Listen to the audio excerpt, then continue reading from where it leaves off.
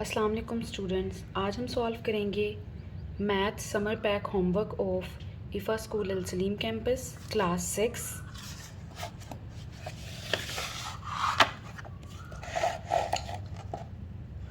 First of all put the date. Today is 22nd June 2024. Secondly, your first activity is define the following with the help of examples. कि आपने नीचे दी हुए सारी definitions explain करनी है और फिर उसके बाद उसकी एग्जांपल्स भी देनी है. First of all we have sets. What do you mean by set?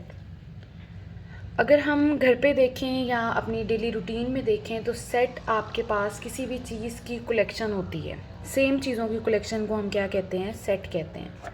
जैसे फॉर एग्जांपल सोफ़ा सेट, गिलास सेट. लेकिन in maths set is a different thing. वैसे रूटीन में सेम चीज़ों का कलेक्शन क्या कहलाता है? सेट कहलाता है. लेकिन मैथ्स में डिस्टिंक्ट और वेल डिफाइंड चीज़ों का ग्रुप क्या कहलाता है? सेट कहलाता है. Distinct means different. मैथ्स के सेट में सारी की सारी चीज़ें क्या होती हैं? डिफरेंट होती हैं. यहाँ पर हम डेफिनेशन लिखते हैं सेट की. कलेक्शन ऑफ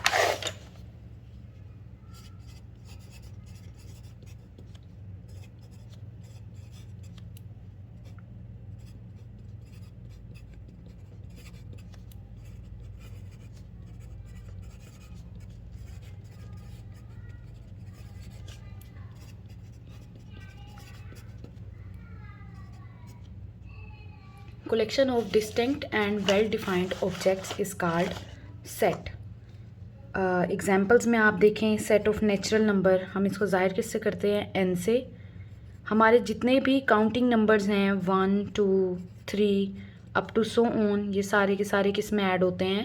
नेचुरल नंबर्स में. नेचुरल के बाद हमारे पास आ जाता है होल नंबर्स, जिसको हम ज़ाहिर करते हैं डब्ल्यू से. होल नंबर्स कैसे बनते हैं जी? अगर हम इन्हीं नेचुरल नंबर्स के सेट में ज़ीरो भी डाल दें तो जो सेट हमारे पास बनता है वो क्या कहलाता है? होल नंबर कहलाता है. इस तरह होल के बाद आपके पास क्या आ जाता है? इवन नंबर्स का सेट आ जाता है. ऐसे नंबर्स जो टू पर पूरे पूरे डिवाइड हो जाते हैं, टू पर पूरे पूरे तकसीम हो जाते हैं, उनको हम क्या कहते हैं? Even numbers. उनका सेट क्या कहलाता है? Even set. ऐसे नंबर्स जो टू पर पूरे पूरे डिवाइड नहीं होते, उनका सेट क्या कहलाता है? Odd numbers. नेक्स्ट है हमारे पास descriptive set and tabular form of set. हम लाइन लगा के सेपरेट कर लेते हैं. इस साइड पे हम लिखेंगे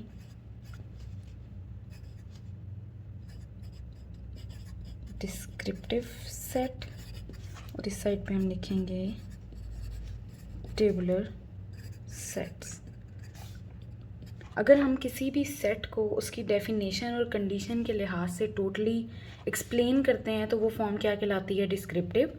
और अगर हम सेट के एलिमेंट्स को लिस्ट कर देते हैं और उसको कोमा से सेपरेट करके ब्रैकेट्स में इनक्लोज कर देते हैं तो वो फॉर्म हमारे पास क्या कहलाती है? टेबुलर. डेफिनेशन लिखेंगे. यहाँ पर हम डेफिनेशन लिखते हैं डिस्क्रिप्टिव सेट की. If a set is described with the help of a statement it is called descriptive form. कि अगर हम किसी सेट को स्टेटमेंट से ज़ाहिर करते हैं तो वो उसकी कौन सी फॉर्म कहलाती है? Descriptive. For example natural number के सेट को हम क्या लिखेंगे? Set of natural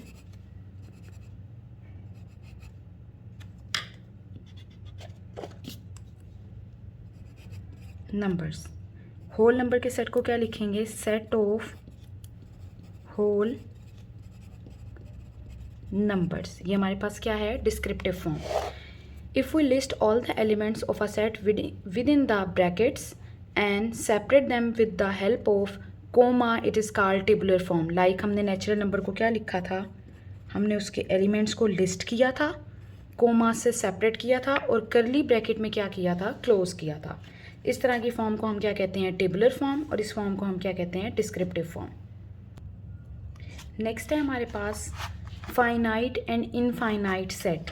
finite means countable and infinite means uncountable. ऐसे सेट जिसके एलिमेंट्स को हम काउंट कर सकते हैं वो हमारे पास क्या कहलाता है? फाइनाइट. और ऐसा सेट जिसके एलिमेंट्स को हम काउंट नहीं कर सकते वो हमारे पास क्या कहलाता है? Infinite.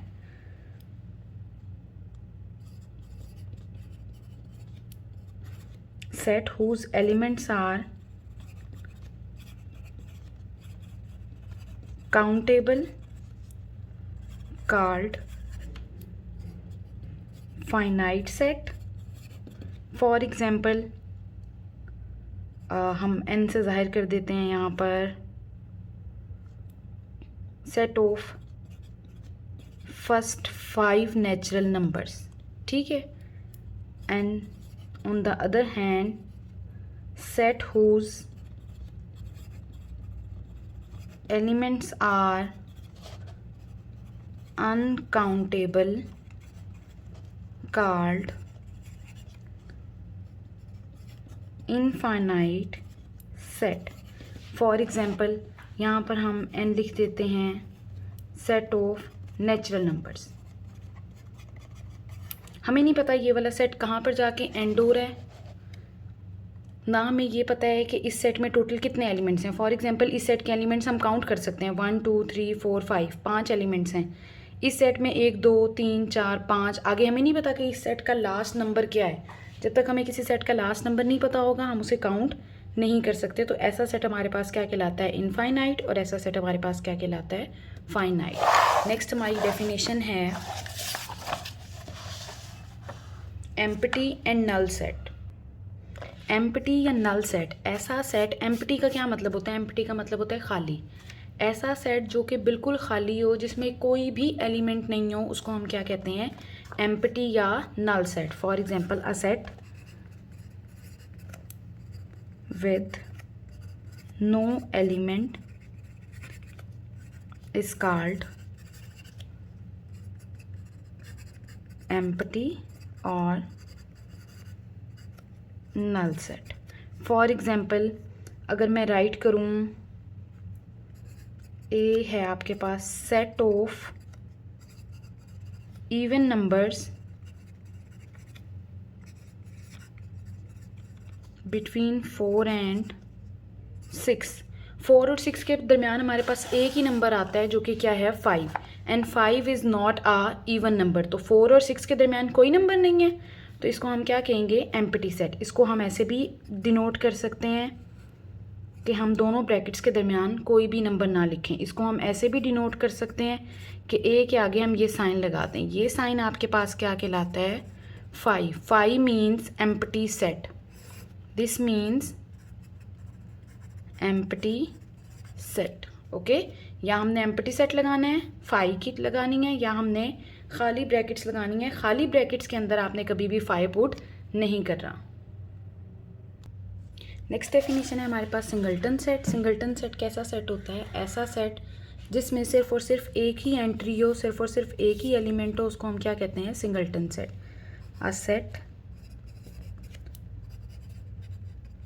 Having only one element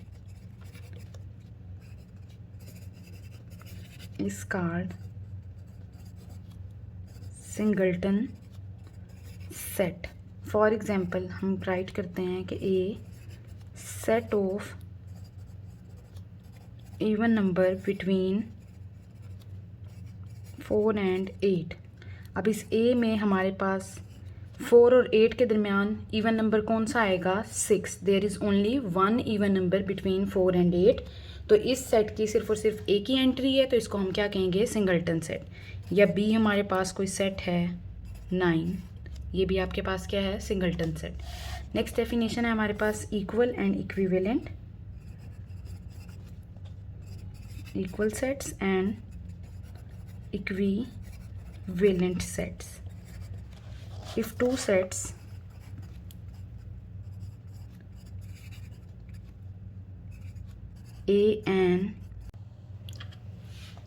if two sets A and B have same elements, they called equal sets. If two sets A and B have same number of elements, they are called equivalent. ऐसे दो sets जिन दोनों में number of element same हो, जैसे for example एक में 4 element हैं तो दूसरे में भी 4 हों, एक में 2 एलिमेंट हैं तो दूसरे में भी 2 हों, तो ऐसे सेट्स क्या कहलाते हैं, इक्विवेलेंट. ऐसे सेट्स जिनमें एग्जैक्ट सेम एलिमेंट्स हों वो क्या कहलाते हैं, इक्विवेलेंट. फॉर एग्जांपल ए है हमारे पास 1 2 3, बी है हमारे पास 3 2 1. दोनों के एलिमेंट एग्जैक्टली सेम है, 1 दोनों में है, 2 दोनों में है, 3 दोनों में है, कोई चीज़ दोनों में डिफरेंट नहीं है, तो that's mean A is equal to B। और यहाँ पर क्या है आपके पास, A में क्या है 1 2 3 3 एलिमेंट्स हैं, B में आपके पास क्या है A B C, B में भी 3 एलिमेंट्स हैं, नंबर ऑफ एलिमेंट्स दोनों में 3 3 है, exactly same number of elements हैं। देन सबसेट्स एंड सुपर, अब हमारे पास डेफिनेशन है subset and superset. A set B is subset of A set B is a subset of set A if all the elements of B are present in A। कि अगर B के सारे elements किसी set A में मौजूद हों तो B A का क्या कहलाएगा, then B is the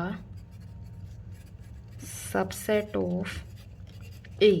B के सारे एलिमेंट्स एक में मौजूद हैं तो B A का क्या है, सबसेट। अगर हम इधर से रीड करेंगे तो हम क्या रीड करेंगे, B is the subset of A, and अगर हम इधर से रीड करेंगे तो हम क्या रीड करेंगे, A is the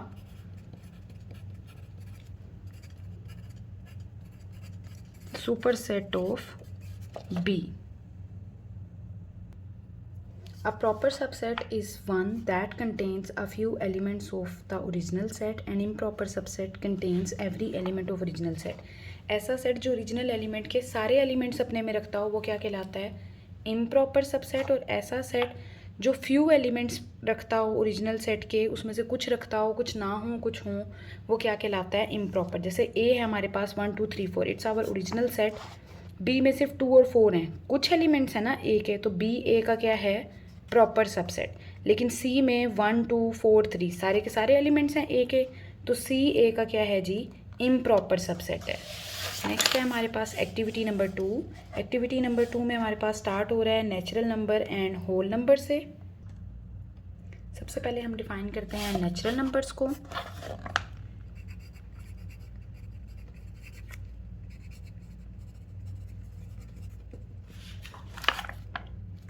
Our counting numbers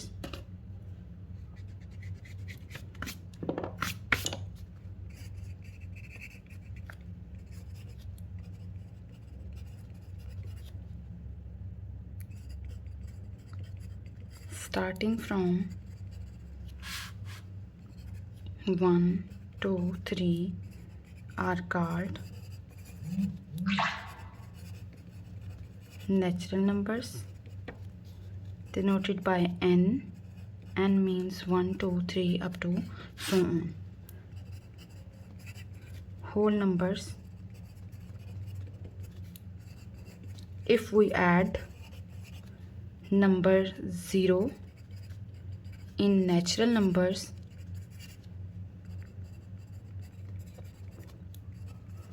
we had set of whole numbers denoted by W, 0 1 2 up to so on. Next है हमारे पास write the missing numerals between the number line. कि हमारे पास नंबर लाइन दी हुई है, इसमें जो मिसिंग नंबर्स हैं वो हमने क्या करने हैं, राइट। 0 से पहले हमारे पास 2 पॉइंट्स हैं। सबसे पहले हमारे पास 2 से पहले हमारे पास क्या है, 2 पॉइंट्स। हमेशा काउंटिंग कहाँ से स्टार्ट होती है, होल नंबर से। होल नंबर में फर्स्ट एलिमेंट हमारे पास क्या होता है, 0 1 2 ऑलरेडी रिटर्न है, फिर 2 के बाद क्या आएगा 3 4 5 5 के बाद क्या आएगा 6 7 8 ऑलरेडी रिटर्न है, 9 एंड 10। यहाँ पर आके हमारी नंबर लाइन क्या हो रही है, ख़त्म हो रही है। अगर हम नेक्स्ट नंबर लाइन में देखें तो हमारा स्टार्ट कहाँ से होगा, 0 1 2 3 4 ऑलरेडी रिटर्न है, 5 6 7 ऑलरेडी रिटर्न है, 8 9 एंड देन 10 पे हमारी नंबर लाइन क्या हो रही है, ख़त्म हो रही है। इस तरह लास्ट नंबर लाइन क्या आएगी हमारे पास, 0 1 2 3 4 5 6 7 8 9 ऑलरेडी रिटर्न है, और उसके बाद हम क्या लिखेंगे 10, एंड 10 पे हमारी नंबर लाइन क्या है, क्लोज हो रही है। नेक्स्ट है हमारे पास activity number 3, write the whole numbers. Whole numbers हमने कौन से राइट करने हैं, ऐसे नंबर्स जो लेस देन 15 हो और ग्रेटर देन 9 हो। सबसे पहले तो मैं आपको बताती हूँ लेस देन और ग्रेटर देन क्या होता है। हमारे पास ये साइन है, इसकी ये जो ओपन साइड होती है ये साइड क्या होती है, ग्रेटर, और ये जो इसकी क्लोज साइड होती है ये क्या होती है, smaller. Like it's an alligator, और एलिगेटर हमेशा कौन सी चीज़ खाना चाहता है? बड़ी। तो एलिगेटर का फेस जिस साइड पे ओपन है वो चीज़ क्या होगी? बड़ी, और जिस साइड पे फेस क्लोज है वो चीज़ क्या होगी? छोटी। जैसे हम राइट करें 1 इज़ लेस देन 2, इसको हम इस तरह से भी राइट कर सकते हैं 2 इज़ ग्रेटर देन 1।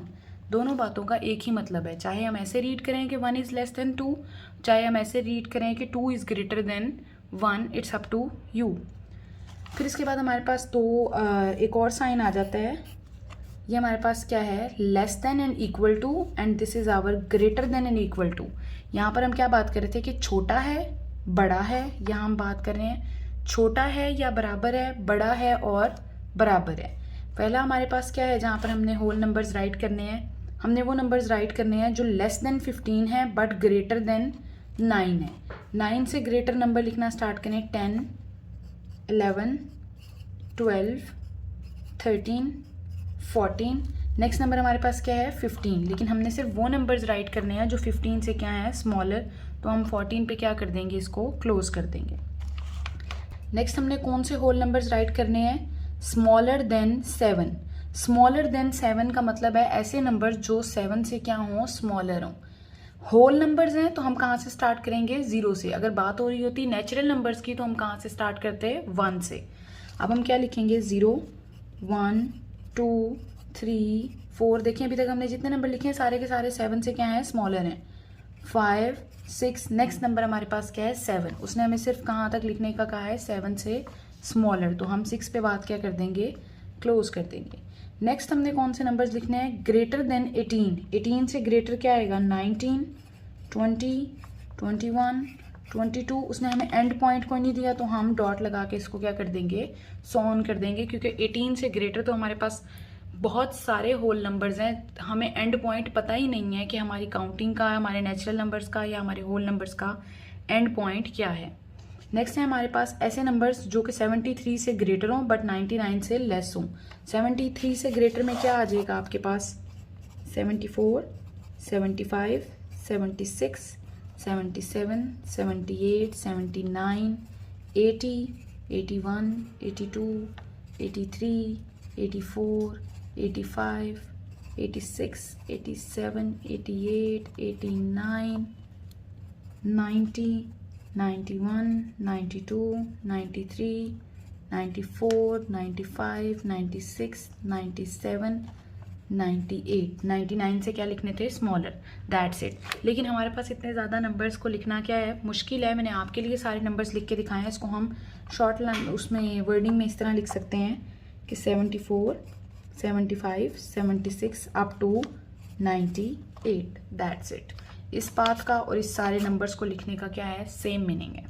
इसके बाद हमारे पास कौन से नंबर्स हैं? ऐसे नंबर जो लेस देन और इक्वल टू क्या है? 12। लेस देन 12 में क्या आएगा? 0, 1, 2, 3, 4, 5, 6 अप टू क्या आ जाएगा? 10, 11, 12। 12 से अगर तो वो हमें कहता स्मॉलर लिखने हैं तो हम 11 तक बस कर देते, लेकिन उसने नीचे इक्वल का साइन भी डाला है तो इट इंक्लूड्स 12 एज वेल। ऐसे नंबर जो ग्रेटर देन क्या हैं? 7 और इक्वल टू 7 भी हैं तो 7, 8, 9 अप टू सो ऑन। कहाँ पर एंड हो रहा है हमें नहीं पता। नेक्स्ट हमारे पास क्या है? ऐसे नंबर्स जो ग्रेटर देन और इक्वल टू है 82। इक्वल टू की बात आ गई है तो 82, 83, 84, 85। लेस देन कहाँ तक है? 94। तो 94 से लेस क्या होगा? 92 एंड 93। ये इसी तरह से नंबर्स आपके पास चलते जाएंगे। नेक्स्ट है हमारे पास ऐसे नंबर्स जो लेस देन और इक्वल टू 64 हों बट ग्रेटर देन और इक्वल टू 57। ग्रेटर देन और इक्वल टू 57 से स्टार्ट करेंगे। 58, 59, 60, 61, 62, 63। 63 स्मॉलर देन 64 बट इक्वल का साइन भी है तो 64 ऑल्सो इंक्लूड हो जाएगा। उसके बाद हमारे पास कौन से नंबर हैं? ऐसे नंबर्स जो 33 से बड़े हों। 34, 35, 36, 37, 38, 39, 40, 41, 42, 43 एंड इक्वल का साइन है तो 44 एज वेल। इस तरह हमारे पास लास्ट वन क्या है आपके पास? ग्रेटर देन और इक्वल टू हो 58 बट लेस देन और इक्वल टू क्या हो? 61। तो 58, 59, 60, 61। That's it. नेक्स्ट एक्टिविटी है हमारे पास एक्टिविटी नंबर 4। एक्टिविटी नंबर 4 में हमारे पास क्या है, use the number lines, complete the addition sentence and find the sum. Activity number 4 में हमारे पास क्या है, देखिए आपके पास एक तो नंबर लाइन दी हुई है, नंबर लाइन पे डिफरेंट स्टेप्स हैं और नीचे आपने उन्हीं स्टेप्स को काउंट करके क्या करना है, ऐड। फर्स्ट आप चेक करें हम 0 से किस स्टेप पर जा रहे हैं, 4 पर। तो फर्स्ट ब्लॉक में आपका क्या आएगा, 4। 4 के बाद जो नेक्स्ट स्टेप है उसमें आपके कितने नंबर्स इंक्लूड हो रहे हैं, 1 2, तो it will B 2। Next step में कितने नंबर्स इंक्लूड हो रहे हैं, 1 2 3 4 5 6, तो it will B 6। 4 + 2 6, 6 + 6 will be 12। तो यहाँ पर ये हमारे पास टोटल वही नंबर आएगा जहाँ पर हमारे स्टेप एंड हो रहा है। इस तरह नेक्स्ट में हमारे पास फर्स्ट बॉक्स में क्या आएगा, 5। 5 के बाद आपके कितने स्टेप्स हो रहे हैं, 1 2 3 4। 9 के बाद आपके कितने स्टेप्स हो रहे हैं, 1 2 3 4 5 एंड 6। इनको ऐड करें, 5 + 4 9, 9 + 6 15। सेम इसी तरह से हम करते जाएंगे। नेक्स्ट में आपके पास क्या है, यहाँ पे 2 स्टेप्स, 2 के बाद 1 2 3 4 5 स्टेप्स, फिर 1 2 3 4 5 6 6 steps. 2 + 5 7, 7 + 6 13, here we have 13। Next step में आपके पास फर्स्ट में क्या है, 1 स्टेप, फिर 1 2 3 3 steps, 1 2 3 4 5 5 steps. 3 + 1 4, 4 + 5 9, here we have 9। Next last line में हमारे पास क्या है, 4 स्टेप्स, 4 स्टेप्स के बाद 1 2 3 4 5 6 6 steps and then 1 2 3 4 4 steps। 4 + 6 10, 10 + 4 14, here we have 14। Next है numbers on each number line. के नंबर लाइन पे हमने क्या करना है, मिसिंग नंबर्स को राइट करना है। हमने पहले भी ये काम किया है लेकिन वहाँ पर हमारी काउंटिंग 1 से 10 के बिटवीन ही थी and the common difference was 1। Common difference क्या होता है, कॉमन डिफरेंस होता है कि नंबर लाइन के 2 एग्जीक्यूटिव नंबर्स के दरमियान जो डिफरेंस आ रहा है वो आपका क्या कहलाता है, कॉमन डिफरेंस कहलाता है। और वो डिफरेंस पूरी नंबर लाइन पर सेम ही होता है। एग्जीक्यूटिव नंबर्स का मतलब होता है ऐसे नंबर्स जो बिल्कुल एक साथ आ रहे हैं, उनको हम क्या कहते हैं, executive numbers. For example 23 - 17, it will be 6। 29 - 23, it will also be 6। 71 - 65, it will be also 6। तो यहाँ पर हमारा कॉमन डिफरेंस क्या है, 6। दैट्स मीन कि अगर हम प्रीवियस नंबर में 6 ऐड करेंगे तो हमारा नेक्स्ट नंबर आ जाएगा 17 + 6 23, 23 + 6 29। तो हमारे पास यहाँ पर कौन सा नंबर आना चाहिए, 29 + 6। तो 29 + 6 आपके पास क्या आ जाएगा, 35। यहाँ पर हमारे पास क्या आना चाहिए, 35 + 6 will be 41, 41 + 6 will be 47। Check करें कि हम सही कर रहे हैं, 47 + 6 will be 53, that's mean we are right. तो 53 + 6 मीन्स 59, 59 + 6 मीन्स 65 एंड 65 + 6 मीन्स 71। तो ये सारी की सारी नंबर लाइंस हमने इसी तरह सॉल्व करनी है कि हमने हर नंबर लाइन का कॉमन डिफरेंस फाइंड करना है। कॉमन डिफरेंस फाइंड करने के बाद उस कॉमन डिफरेंस को हमने हर प्रीवियस नंबर में ऐड करना है अपना नेक्स्ट नंबर फाइंड करने के लिए। जैसे फॉर एग्जांपल यहाँ पर 9 से नेक्स्ट नंबर नहीं है तो हम यहाँ पर कॉमन डिफरेंस नहीं फाइंड कर सकते, लेकिन यहाँ पर फाइंड कर सकते हैं। तो हम कॉमन डिफरेंस क्या आएगा, 45 - 36, इट विल बी 9।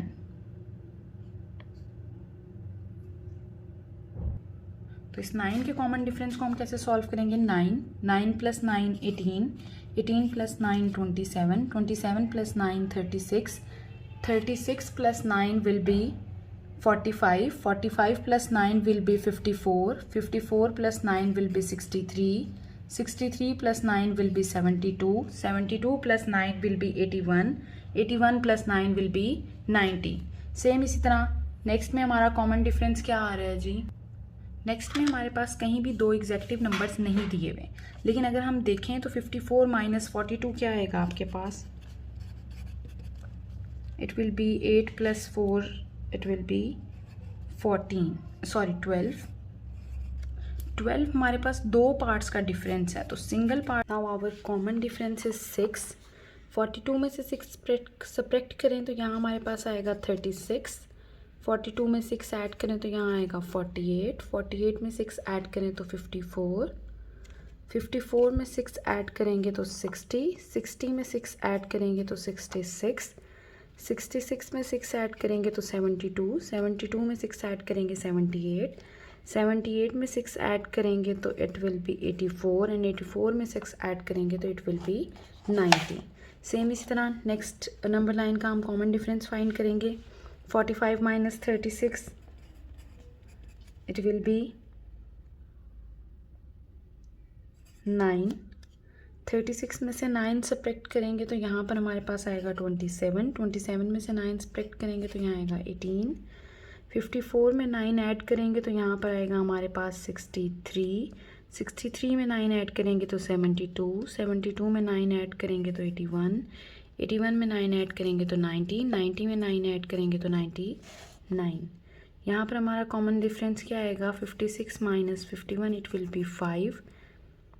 51 में से 5 माइनस करेंगे तो यहाँ पर क्या आएगा हमारे पास 46, 46 में से 5 माइनस करेंगे तो 41, 61 में 5 ऐड करेंगे तो 66, 66 में 5 ऐड करेंगे तो 71, 71 में 5 ऐड करेंगे तो 76, 81, 81 में 5 ऐड करेंगे तो 86।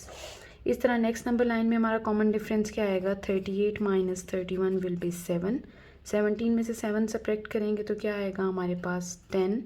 10 में से 7 सब्ट्रैक्ट करेंगे तो 3। 17 में 7 ऐड करेंगे तो it will B 24। 24 plus 7 31, 31 plus 7 38, 38 plus 7 will B 45, 45 plus 7 will B 52, 59, 59 plus 7 will B 66। यहाँ पर हमारा कॉमन डिफरेंस क्या आएगा? 46 minus 42 it will B 4, 30 plus 4 34, 34 plus 4 38, 42, 46, 50, 54, 58, 62, 62 plus 4 क्या आ जाएगा? यहाँ प्लस 4 करेंगे तो आपके पास क्या आ जाएगा जी? 66। यहाँ पर कॉमन डिफरेंस क्या आएगा? 75 माइनस 74 इट विल बी 1, तो 71, 72, 73, 74, 75, 76, 77, 78, 79 and it's 80। Next activity number है हमारे पास 6 एक्टिविटी में आपके पास क्या है? डेट आपने हर पेज पे पुट करनी है। उसके बाद 6 एक्टिविटी में हमारे पास क्या है? The equation in each question are equivalent. Equivalent का मतलब होता है बिल्कुल सेम है। Fill in the missing numbers and write the property used. हमने मिसिंग नंबर को फिल करना है और प्रॉपर्टी को यूज़ करना है। 5 plus dash is equal to 11 और नीचे हमारे पास दिया हुआ है 6 plus 5 is equal to dash. 6 plus 5 will be 11, तो यहाँ 11 एंड 5 ऑलरेडी गिवन है तो हमारे पास क्या आ जाएगा? 6। इसको हम ऐसे भी सॉल्व कर सकते हैं कि 5 इस साइड पे ऐड हो रहा है, दूसरी साइड पे जाके क्या हो जाएगा? सब्ट्रैक्ट हो जाएगा, तो 11 माइनस 5 क्या आ जाएगा? 6। वरना हम इसको कंपेयर भी कर सकते हैं कि 5 plus dash is 11, dash is equal to 5 plus 6, तो ये दोनों कंपेयर करेंगे तो 6 is equal to 6। This property is known as commutative with respect to addition. Commutative property हमारे पास होती है जिस प्रॉपर्टी में हम प्लेस चेंज कर दें दो नंबर्स की तो उन पे इफेक्ट नहीं पड़ता। नेक्स्ट है हमारे पास 4 मल्टीप्लाई इंटू 7 मल्टीप्लाई 2, 7 2 ज़ा 14, 14 इंटू 4 आप करेंगे तो आपके पास आंसर क्या आ जाएगा जी? 56। इस तरह यहाँ 4 into 7 into dash is equal to 56। 4 और 7 रिपीट हो रहे हैं तो बाकी क्या रह गया? 2। ये आपके पास कौन सी प्रॉपर्टी है? Associative with respect to multiplication. Associative क्या होता है? एसोसिएटिव प्रॉपर्टी होती है कि अगर आप फर्स्ट 2 नंबर्स को मल्टीप्लाई करके थर्ड से मल्टीप्लाई करें या लास्ट 2 नंबर्स को मल्टीप्लाई करके फर्स्ट से मल्टीप्लाई करें, आपका आंसर क्या रहता है? सेम रहता है। नेक्स्ट है हमारे पास 11 plus 7 will be 18, 7 plus dash is equal to 18, तो here we have to put 11 और ये हमारी प्रॉपर्टी सेम रिपीट हो रही है, commutative with respect to addition. Dash plus 8 plus 3 is equal to 15. 8 plus 3 is equal to 11. 11 plus 4 is equal to 15. 4 plus 8 plus 3 is equal to 15.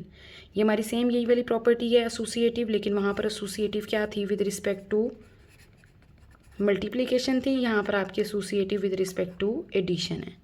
यही same commutative with respect to multiplication. 5 into 2 10, 5 into 2 10, 7 into 5 35, 35 into 4 35 into 8 is equal to 280। तो 7 into 5 दिया हुआ है, क्या चीज़ missing है 8, और यहाँ पर क्या मिसिंग है 280। ये फिर अगेन आपकी एसोसिएटिव है विद रिस्पेक्ट टू मल्टीप्लिकेशन। ये आपकी कॉम्यूटेटिव प्रॉपर्टी है विद रिस्पेक्ट टू एडिशन। ये फिर आपकी एसोसिएटिव प्रॉपर्टी है with respect to addition. Commutative property है विद रिस्पेक्ट टू, ये भी मल्टीप्लिकेशन है और यहाँ भी मल्टीप्लिकेशन है। यहाँ पर क्या आएगा आपके पास 9 + 5 + 3 = 17, 6 into 3 is equal to 18, 7 into 2 into 6 is equal to 84, 7 into 2 into 6। ये आपकी एसोसिएटिव प्रॉपर्टी है with respect to multiplication, commutative property with respect to addition, associative property with respect to addition. यहाँ पर क्या आएगा 8 + 11 is equal to 19, 4 + 8 + 5 is equal to 17। Last में हमारे पास है 14 + 5 is equal to 19, 5 + 14 is equal to 19, commutative with respect to addition. 2 into 5 into 6 will be 60, 2 into 5 into 6 will be 60, associative with respect to multiplication। 9 into 6 is equal to 54, 6 into 9 is equal to 54, commutative with respect to multiplication। okay,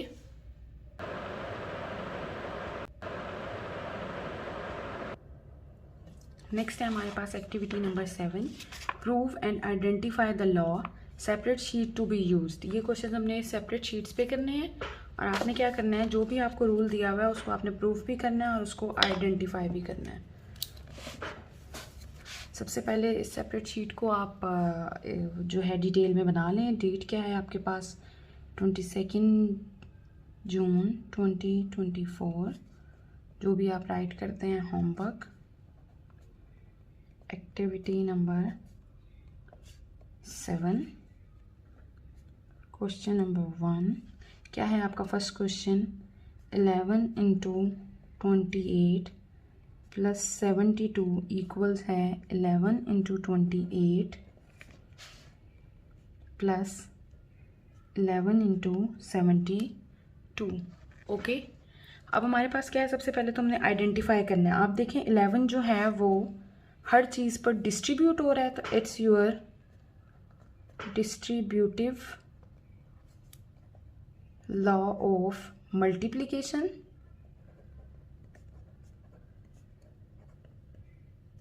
over addition.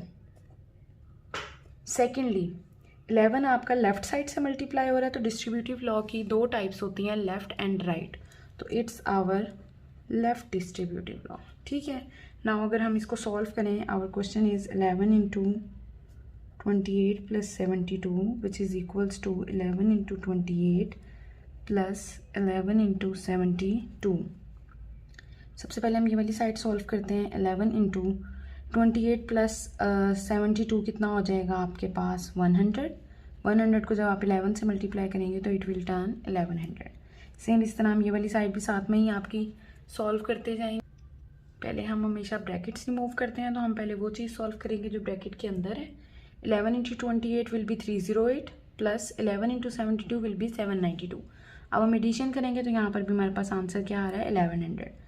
Hence it is proved or verified, whatever you want to write you can write।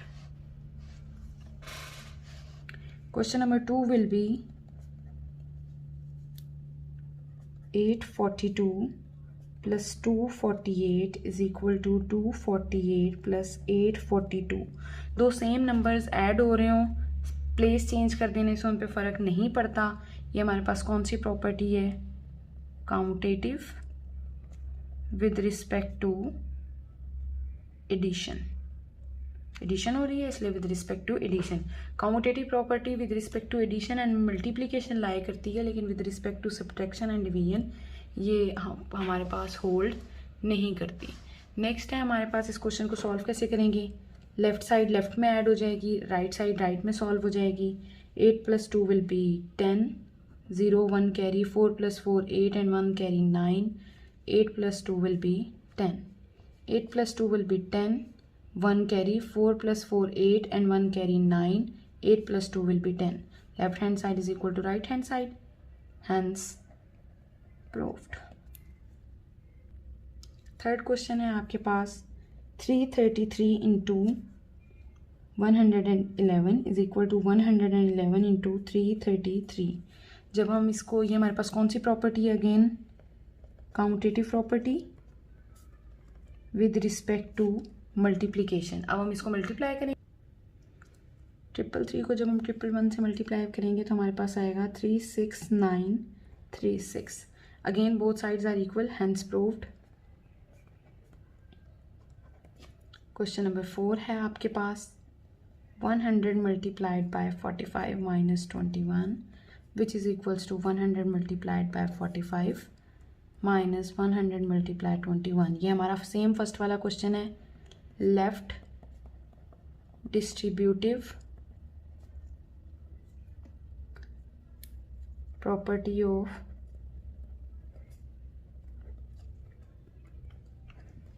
Multiplication over, वहाँ पर addition हो रही थी और यहाँ पर subtraction. Left side में left side solve करेंगे, राइट साइड में राइट साइड सॉल्व करेंगे. लेफ्ट क्या है 100 into 45 minus 21 which is equals to 100 into 45 minus 100 into 21. यहाँ पर ब्रैकेट पहले सॉल्व करेंगे, वायर वाली वैल्यू वैसी की वैसी. 45 माइनस 21 विल बी 24. 24 को मल्टीप्लाई करेंगे 100 से तो it will B 2400. 100 minus 45 will be 4500. 100 minus 21 will be 2100. 4500 में से 2100 सब्ट्रैक्ट करेंगे तो ये भी आपका क्या आ जाएगा, लेफ्ट हैंड साइड इक्वल आ जाएगी आपकी राइट हैंड साइड के. ये तो थे क्वेश्चन नंबर 4. क्वेश्चन नंबर 5 आपके पास क्या है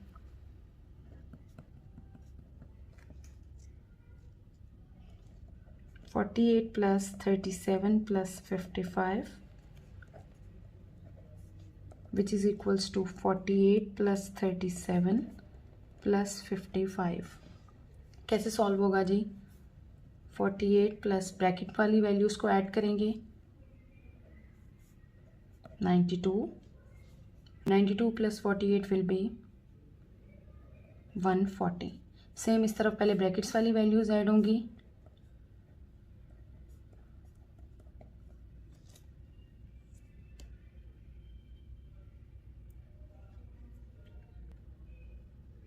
(48 plus 37 will be 85. 85 plus 55 will be 140. Left hand side equals right hand side.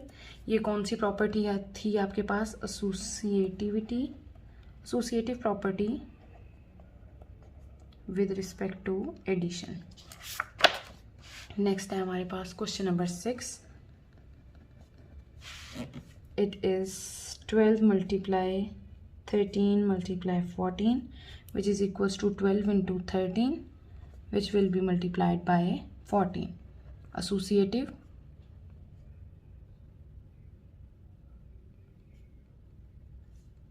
with respect to multiplication.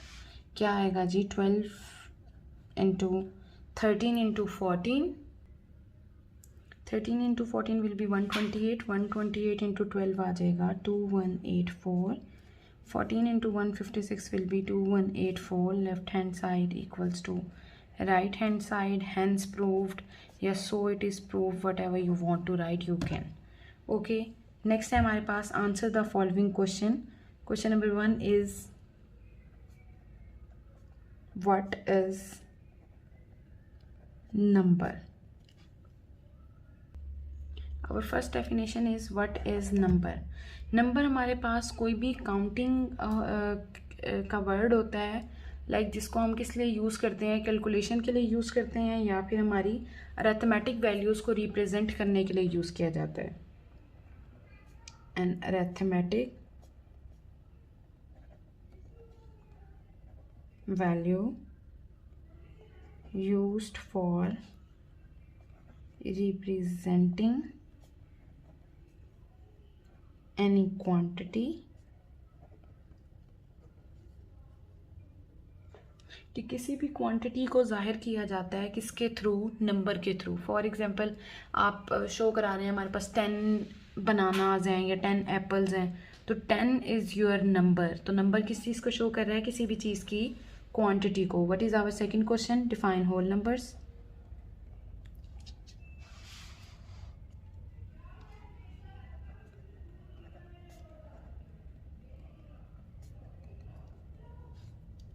all natural numbers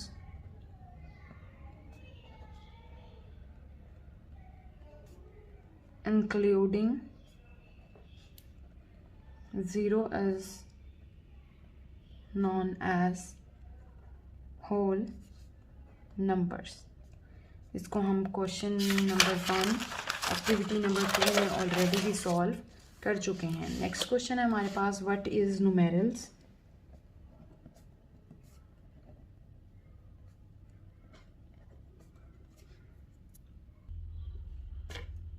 Numeral is a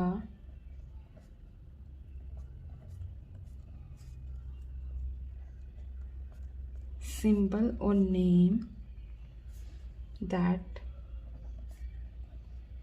stands for a number। हमने क्या कहा था, number हमारे पास होता है किस अरिथमेटिक वैल्यू होती है किसी भी क्वांटिटी को जाहिर करने के लिए। तो न्यूमेरल हमारे पास क्या होता है, कोई भी सिंबल या कोई भी नेम जो हम नंबर को जाहिर करने के लिए यूज़ करते हैं उसको हम क्या कहते हैं, न्यूमेरल। फॉर एग्जांपल 2, 3, ये सारे 12, ये सारे हमारे पास क्या हैं, न्यूमेरल्स हैं।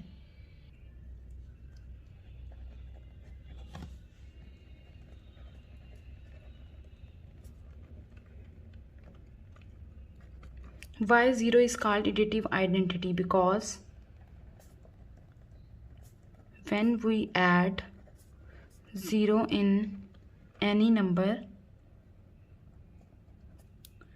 we get the same number. For example, 8 plus 0 will be 8, 100 plus 0 will be 100। 0 is called additive identity क्योंकि हम 0 को जब भी किसी नंबर में ऐड करते हैं तो उस नंबर पे कोई भी फ़र्क नहीं आता, 0 उस नंबर को सेम टू सेम वैसा ही रहने देता है। Which whole number is the successor of 0। Which whole number is the successor of 0। किसी भी नंबर का सक्सेसर फाइंड करने के लिए हम उस नंबर में क्या करते हैं, 1 प्लस कर देते हैं तो हमें उसका सक्सेसर मिल जाता है। तो हमारे पास 0 + 1 क्या आएगा, 1। So 1 is the successor of 0। Next last question है आपके पास, question number 6। What is meant by commutative law of addition? We will explain it as commutative law of addition. In mathematics language we can write it as, for all a b belongs to real number, a plus b will be equals to b plus a। Commutative law क्या होता है कि कोई से भी दो real numbers ले लें, for example a and b, अगर हम a में b ऐड करें या b में a ऐड करें तो हमारे आंसर्स क्या रहते हैं, सेम ही रहते हैं, हमारे आंसर्स पे कोई डिफरेंस नहीं आएगा। Now let's start the next activity. It's activity number 8। Question है हमारा, find the prime factors of the following numbers. नीचे नंबर्स दिए हुए हैं, हमने उनके प्राइम फैक्टर्स फाइंड करने हैं। हमारे पास दो मेथड हैं, एक ट्री मेथड है और दूसरा डिवीजन मेथड है। डिवीजन मेथड में हम उसकी फैक्टराइजेशन करते हैं और ट्री मेथड में हम उसको फैक्टर वाइज, स्टेप वाइज जो है फैक्टर्स में डिवाइड करते हैं। फिर जो फैक्टर मज़ीद डिविजिबल होता है उसके हम नेक्स्ट फैक्टर फाइंड करते हैं। इस तरह से 50 को हम चेक करेंगे, लास्ट में 0 है, दैट्स मीन ये 2 पे डिविजिबल है तो इसका एक फैक्टर 2 आएगा। बाकी हम देखते हैं 2 को किससे मल्टीप्लाई करें तो 50 बनता है, तो हम 2 को 25 से मल्टीप्लाई करेंगे तो 50 बनेगा। नेक्स्ट 2 के मज़ीद कोई फैक्टर नहीं है, 25 के मज़ीद फैक्टर्स हैं, क्या आ जाएगा हमारे पास 5 × 5। तो इसकी ट्री मेथड से फैक्टराइजेशन क्या आ गई है, 2, 5 एंड 5। डिवीजन मेथड से क्या आ जाएगी आपके पास, 50 is divisible by 2, 2 to the 4, next 1 carry, 2 5s are 10। हम क्या करेंगे, कोशेंट डिवाइड करेंगे, डिवाइड करने के बाद जो हमारा कोशेंट आएगा उसको हम दोबारा उसका डिवाइडेंड ढूंढेंगे, डिवाइडेंड ढूंढने के बाद उसको फिर से डिवाइड करेंगे, फिर जो कोशेंट आएगा फिर उसका डिवाइडेंड ढूंढेंगे, फिर उसको डिवाइड करेंगे अनटिल हमारे पास यहाँ पर क्या आ जाए, 1 आ जाए। अब हमारी इसकी फैक्टराइजेशन 2, 5 एंड 5 सेम फैक्टराइजेशन आई है क्योंकि सेम वैल्यू को सॉल्व किया है, लेकिन क्या था फ़र्क, सिर्फ और सिर्फ मेथड का डिफरेंस था। इस तरह नेक्स्ट है हमारे पास 16, 2 into 8 विल बी 16। 8 के हमारे पास मज़ीद फैक्टर्स क्या आएंगे, 4 × 2 विल बी 8। 4 के मज़ीद फैक्टर्स क्या आएंगे, 2 × 2। तो 16 की फैक्टराइजेशन क्या आ गई है, 4 times 2, 2 8s are 16, 2 4s are 8, 2 2s are 4, 2 1s are 2। Same answer दोनों तरफ से, लेकिन द डिफरेंस इज़ कि आपके पास क्या है जी, आपके पास एक ट्री मेथड है और दूसरा आपका डिवीजन मेथड है। नेक्स्ट नंबर है हमारे पास 28। 28 का फैक्टर क्या होता है हमारे पास, 2 × 14। 14 का फैक्टर क्या होता है, 2 × 7। मज़ीद इनकी कोई फैक्टराइजेशन नहीं है क्योंकि तीनों नंबर हमारे पास क्या हैं, प्राइम। डिवीजन मेथड से करेंगे तो 2 14s are 28, 2 7s are 14 and 7 1s are 7। Next इसके बाद हमारे पास नंबर है 42। 2 × 21, 3 × 7 विल बी 21। सेम मेथड से 2 2 the 4, 2 1 the 2, 3 7 the 21, 7 1 the 7। 150 will be 2 into 75, 75 will be 3 into 25, 25 will be 5 × 5। Same ऐसे डिवीजन मेथड से करेंगे तो 2 75s are 3 2 the 6, 1 carry, 3 5 the 15, 5 5s are 25, 5 1 the 5। 2 into 10 20, 2 into 5 10, 2 into 10 20, 2 into 5 10, 5 1s are 5। 52 will be 2 into 26, 26 will be 2 into 13, 2 into 26, 2 into 13 and 13 1s are 13। Next activity number 9 है हमारे पास, find the HCF of the following numbers using the long division method. HCF क्या होता है, highest common factor. यहाँ हमारे पास first question में 3 values हैं और सेकंड क्वेश्चन में 2 वैल्यूज़ हैं, तो मैं आपको पहले 2 वैल्यूज़ वाला क्वेश्चन सॉल्व करके दिखाऊंगी। लॉन्ग डिवीजन मेथड के लिए आप डिवाइड का साइन लगाएंगे, बड़े नंबर को हम अंदर रखेंगे, छोटे नंबर को हम बाहर रखेंगे, फिर हम अपना चेक करेंगे कि हमारा कोशेंट क्या आएगा। यहाँ पर हम 1 से करेंगे तो हमारा कोशेंट क्या आएगा, 161 एंड इट विल बी 161। 7 में से 1 गया 6, 6 में से 6 के 0, ये नंबर इस नंबर से छोटा है, तो अब हम नेक्स्ट इसको अंदर रख लेंगे। डिवाइडेंड हमारा क्या डिवाइज़र हमारा क्या बन जाएगा, डिवाइडेंड, और रिमाइंडर हमारा क्या बन जाएगा, डिवाइज़र। अब हम इसको फिर से 1 से करेंगे, क्या आएगा 106, 1 कैरी लेंगे, 11 में से 6 के 5, 55। अब हमारे पास अंदर क्या आ जाएगा 106, 55 2 का क्या होता है जी 110 होता है, तो 110 इज़ ग्रेटर, तो हम अगेन किससे करेंगे, 1 से ही करेंगे, तो इट्स 55 151। 51 को अगेन 5 पे करेंगे तो इट विल बी 1 पे क्या आएगा 51 4। तो अब हम 51 को अंदर रखेंगे तो 4। अब हम 4 से करेंगे तो 4 12 सा आपके पास क्या आ जाएगा 48, 48 49 50 51 3, तो 3 1 सा आपके पास क्या आ जाएगा 3, तो इट विल बी 1। तो अब जब हम 3 को अंदर रखेंगे तो 1 3 दा 3, यहाँ पर रिमाइंडर क्या आ गया 0, जिस नंबर पर जाके रिमाइंडर 0 आएगा वही आपका क्या होगा HCF। तो हमारे पास 161 और 267 का HCF क्या आया है जी 1 आया है। क्यों, क्योंकि इन दोनों में कोई भी 1 के अलावा ऐसा कॉमन फैक्टर नहीं है जो दोनों को डिवाइड करता हो कम्प्लीटली। अब हम 3 नंबर्स का चेक करते हैं। 3 नंबर्स में जो सबसे बड़ा नंबर होगा उसको आप अंदर रखेंगे, और जो सबसे छोटा नंबर होगा उसको आप बाहर रखेंगे। 155 और 1302, हमने 1302 को डिवाइड करना है 155 से। 155 को जब हम 8 से मल्टीप्लाई करेंगे तो हमारे पास क्या आएगा 1240। तो यहाँ पर जब हम सब्ट्रैक्ट करेंगे तो 262।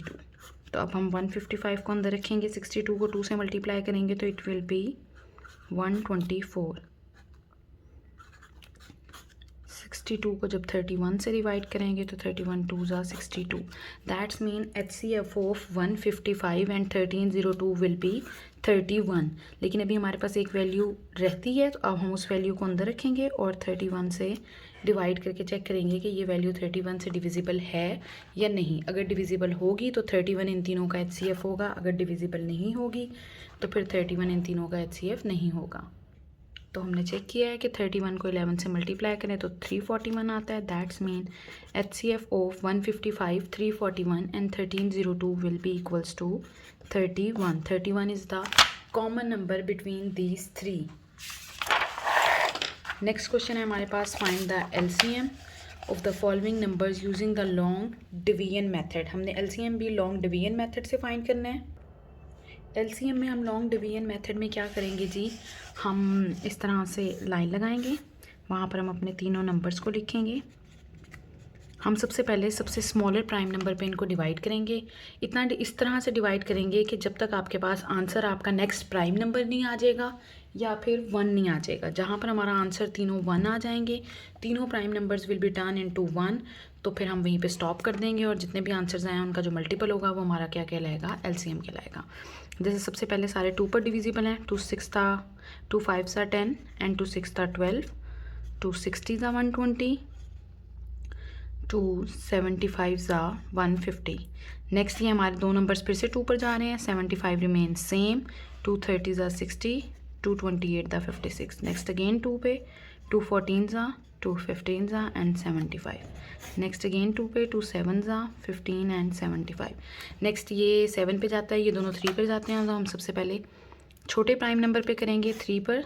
7 रिमेन सेम, 3 5 था 15 एंड 3 2 था 6 एंड 3 5 था 25। नेक्स्ट हमारा प्राइम नंबर है 5, तो ये 1 हो गया और ये 5 अगेन करेंगे तो 7 1 1, अगेन 7 पे करेंगे तो it will all turn into 1। जैसे ही तीनों 1 बन जाएंगे तो आपका LCM क्या आएगा, LCM will be the multiple of 2 into 2 into 2 into 2 into 3 into 2 times 5 into 7। तो जैसे ये मल्टीप्लाई करेंगे 4 टाइम्स 2 3 डबल टाइम 5 एंड 7, तो it will turn into 8400। That means LCM of 112, 120 and 150 will be 8400। Next question है हमारे पास 35, 44 and 100। Same method 2 से वे करेंगे। 2 पे 35 डिविजिबल नहीं है। 222 दा 44, 250 दा 100। अगेन 2 पे करेंगे, 35 डिविजिबल नहीं है। 2 11 दा 22, 225 सा 50। 3 पर कोई भी डिविजिबल नहीं है, 2 पर कोई भी डिविजिबल नहीं है। नेक्स्ट प्राइम नंबर हमारे पास 5 है। 5 पे चेक करेंगे तो 5 7 दा 35, 11 रिमेन सेम, 5 5 दा 25। अगेन 5 पे करेंगे, 11 एंड 7 रिमेन सेम। अब हमारा नेक्स्ट प्राइम नंबर क्या है 7, 7 1 दा 7, 11 रिमेन सेम। देन हम 11 पे करेंगे तो हमारे पास सारे नंबर्स क्या हो गए हैं 1। तो LCM will be 2 multiply 2 multiply 5 multiply 5 multiply 7 multiply 11. So now our LCM will be 7700.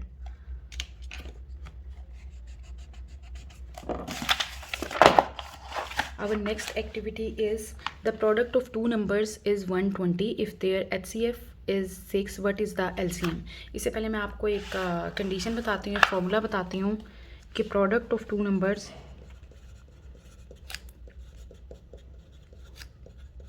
will be equal to the product of HCF and LCM. इसको यूज़ करते हुए हम ये क्वेश्चन क्या करेंगे सॉल्व। यहाँ पर हम क्या लिखेंगे, यहाँ पर हम राइट करेंगे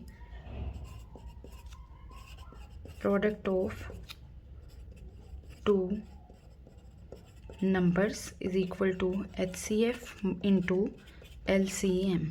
Product of two number is given by 120, HCF is 6 and we have to find LCM.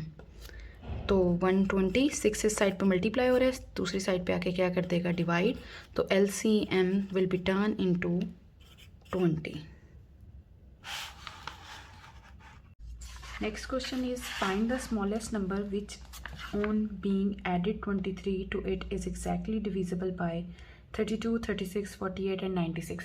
हमने ऐसा नंबर फाइंड करना है जिसमें से अगर 23 सब्ट्रैक्ट कर दिया जाए, 23 ऐड कर दिया जाए तो वो नंबर 32, 36, 48 एंड 96 से एग्जैक्टली डिविजिबल है।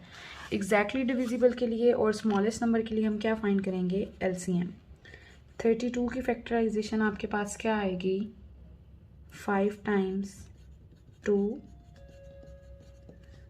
नेक्स्ट नंबर है हमारे पास 36। 36 की फैक्टराइजेशन आपके पास क्या आएगी? 2 times 2 and 2 times 3।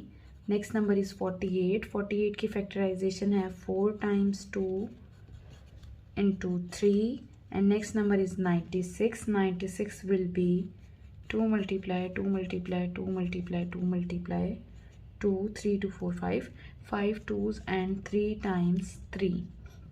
Now LCM will be equals common factors multiply by non-common.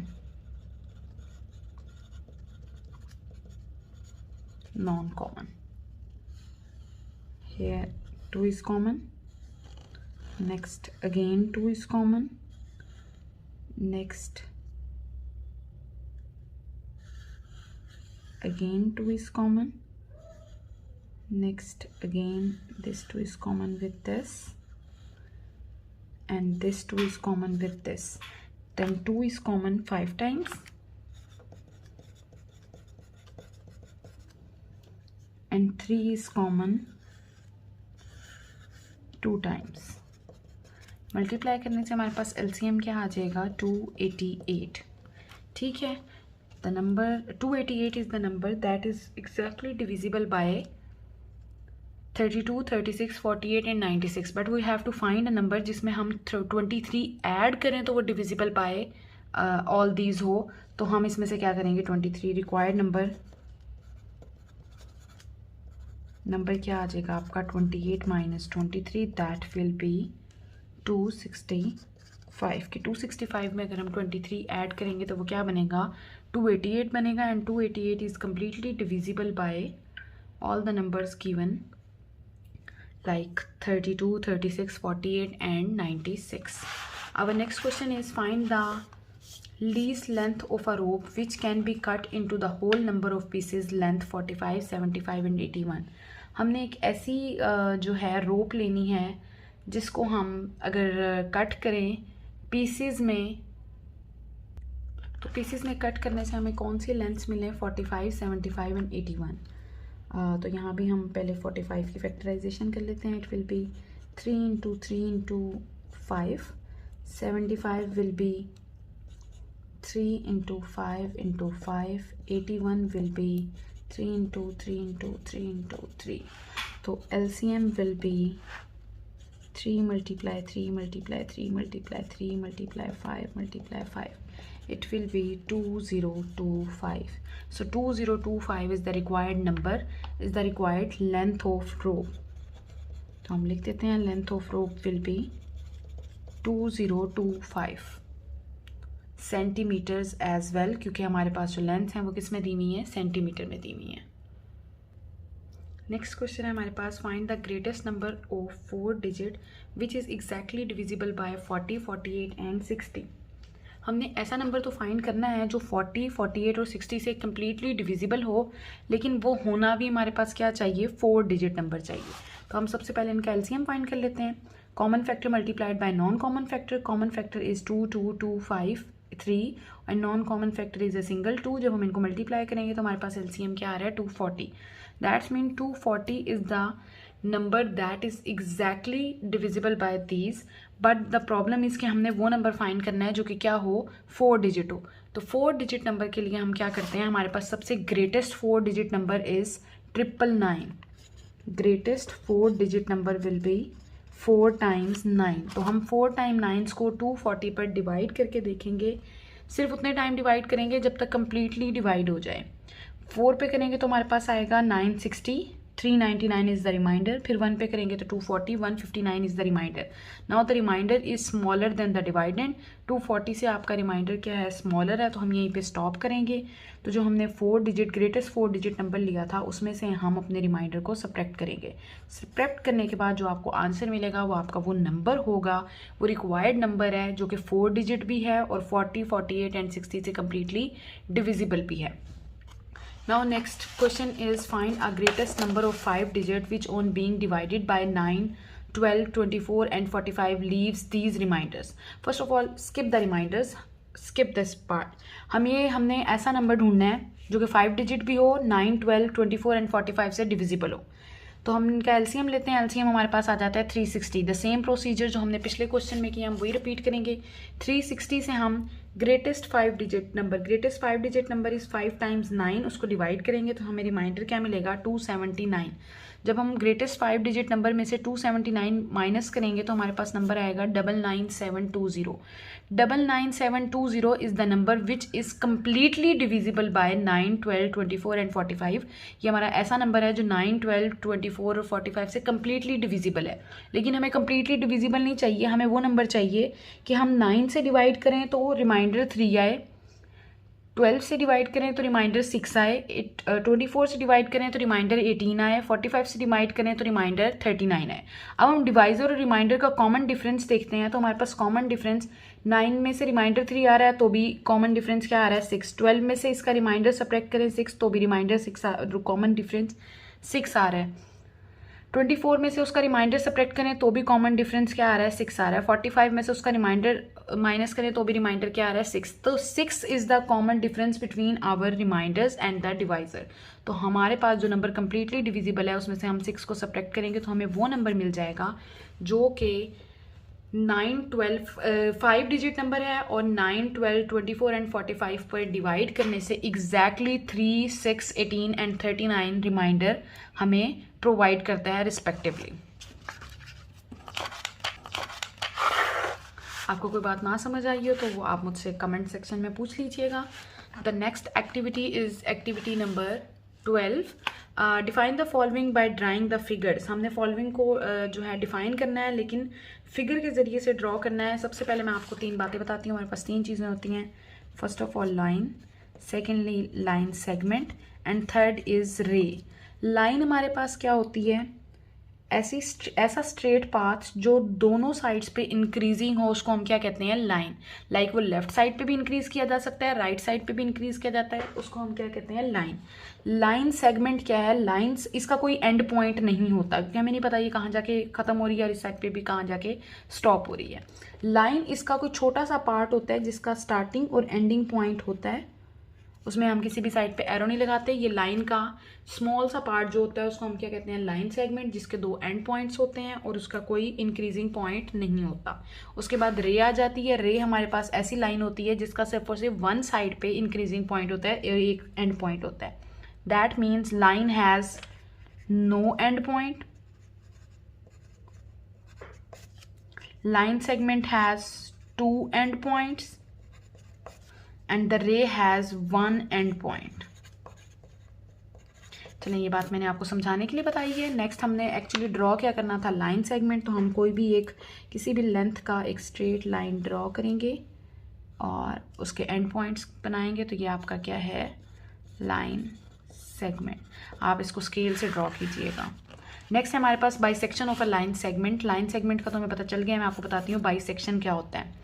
Geometry में किसी भी चीज़ के 2 इक्वल पार्ट्स करने को हम क्या कहते हैं, बाइसेक्शन कहते हैं। By means 2 and sections mean different parts.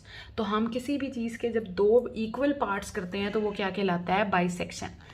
किसी भी, सबसे पहले हम ड्रॉ कर लेते हैं कि हमारे पास लाइन सेगमेंट क्या है। हम 2 एंड पॉइंट्स लेते हैं, इन दोनों एंड पॉइंट्स को इक्वली डिवाइड करने वाला पार्ट क्या कहलाएगा, इनका बाइसेक्टर कहलाएगा, जो कि इनकी क्या कर रहा होगा, बाइसेक्शन। कि मैं आपको स्केल से ही बना के दिखा देती हूँ।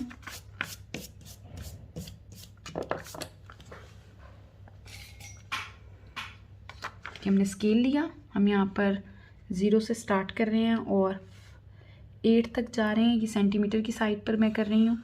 ये 8 सेंटीमीटर का आपने क्या ले लिया, लाइन सेगमेंट। आप अपनी मर्ज़ी से भी ले सकते हैं। ये मैं आपको स्केल दिखा देती हूँ क्लोज करके। ये स्केल है, ये इसकी स्मॉल साइड सेंटीमीटर्स होती हैं, जो लेंथी साइड्स हैं वो हमारे पास इंच के लाती हैं। 8 सेंटीमीटर का हमने ये लाइन सेगमेंट ले लिया। इस लाइन सेगमेंट का एग्जैक्टली हम मिड पॉइंट फाइंड करते हैं। 8 लेंथ का मिड पॉइंट आपके पास क्या आएगा, 4। इस 4 लाइन पर स्ट्रेट लाइन आपका क्या कहलाएगा, ये आपका क्या है, bisector of your line segment A B.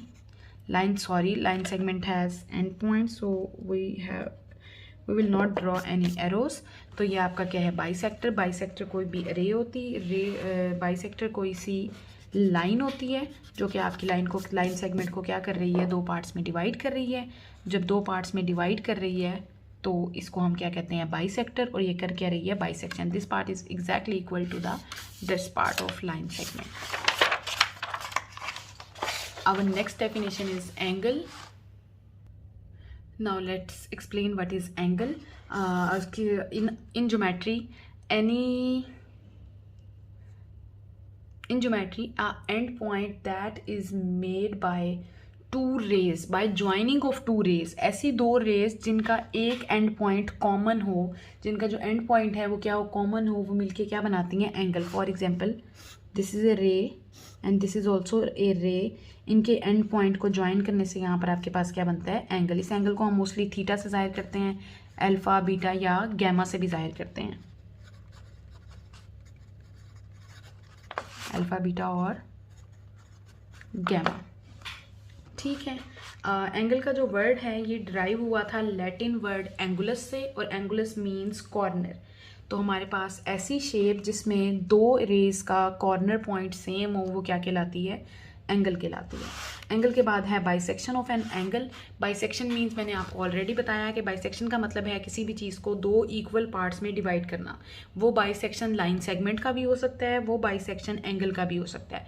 जब हमारी लाइन जो है वो आपको कट कर रही थी हमारे लाइन सेगमेंट को 2 इक्वल पार्ट्स में, तो वो क्या कहलाती थी, एंगल। उसका लाइन सेगमेंट का bisector of a line segment. Here we have a bisector of an angle. तो इस पार्ट को ये है ये आपका क्या कहलाएगा, बाइसेक्टर। इसका थीटा का ये पार्ट और थीटा का ये पार्ट क्या होगा, बिल्कुल एग्जैक्टली सेम होगा मेजरमेंट में। Next is our activity number 13। E के वर्टेक्स को एक्यूरेटली एंगल के वर्टेक्स पे रखेंगे, स्टार्टिंग लाइन पर रखेंगे। तो दूसरी लाइन जिस एंगल पर कट कर रही है वो आपका क्या कहलाएगा, आपका एंगल कहलाएगा। यहाँ पर आपका एंगल कितना है जी, 70 degrees, and 70 degree will be 70 degree is less than 90। तो ये एंगल आपके पास क्या है, एक्यूट एंगल। ठीक है जी। नेक्स्ट एंगल अगेन आपका नेक्स्ट थर्ड एंगल आपका है जी ग्रेटर देन 180।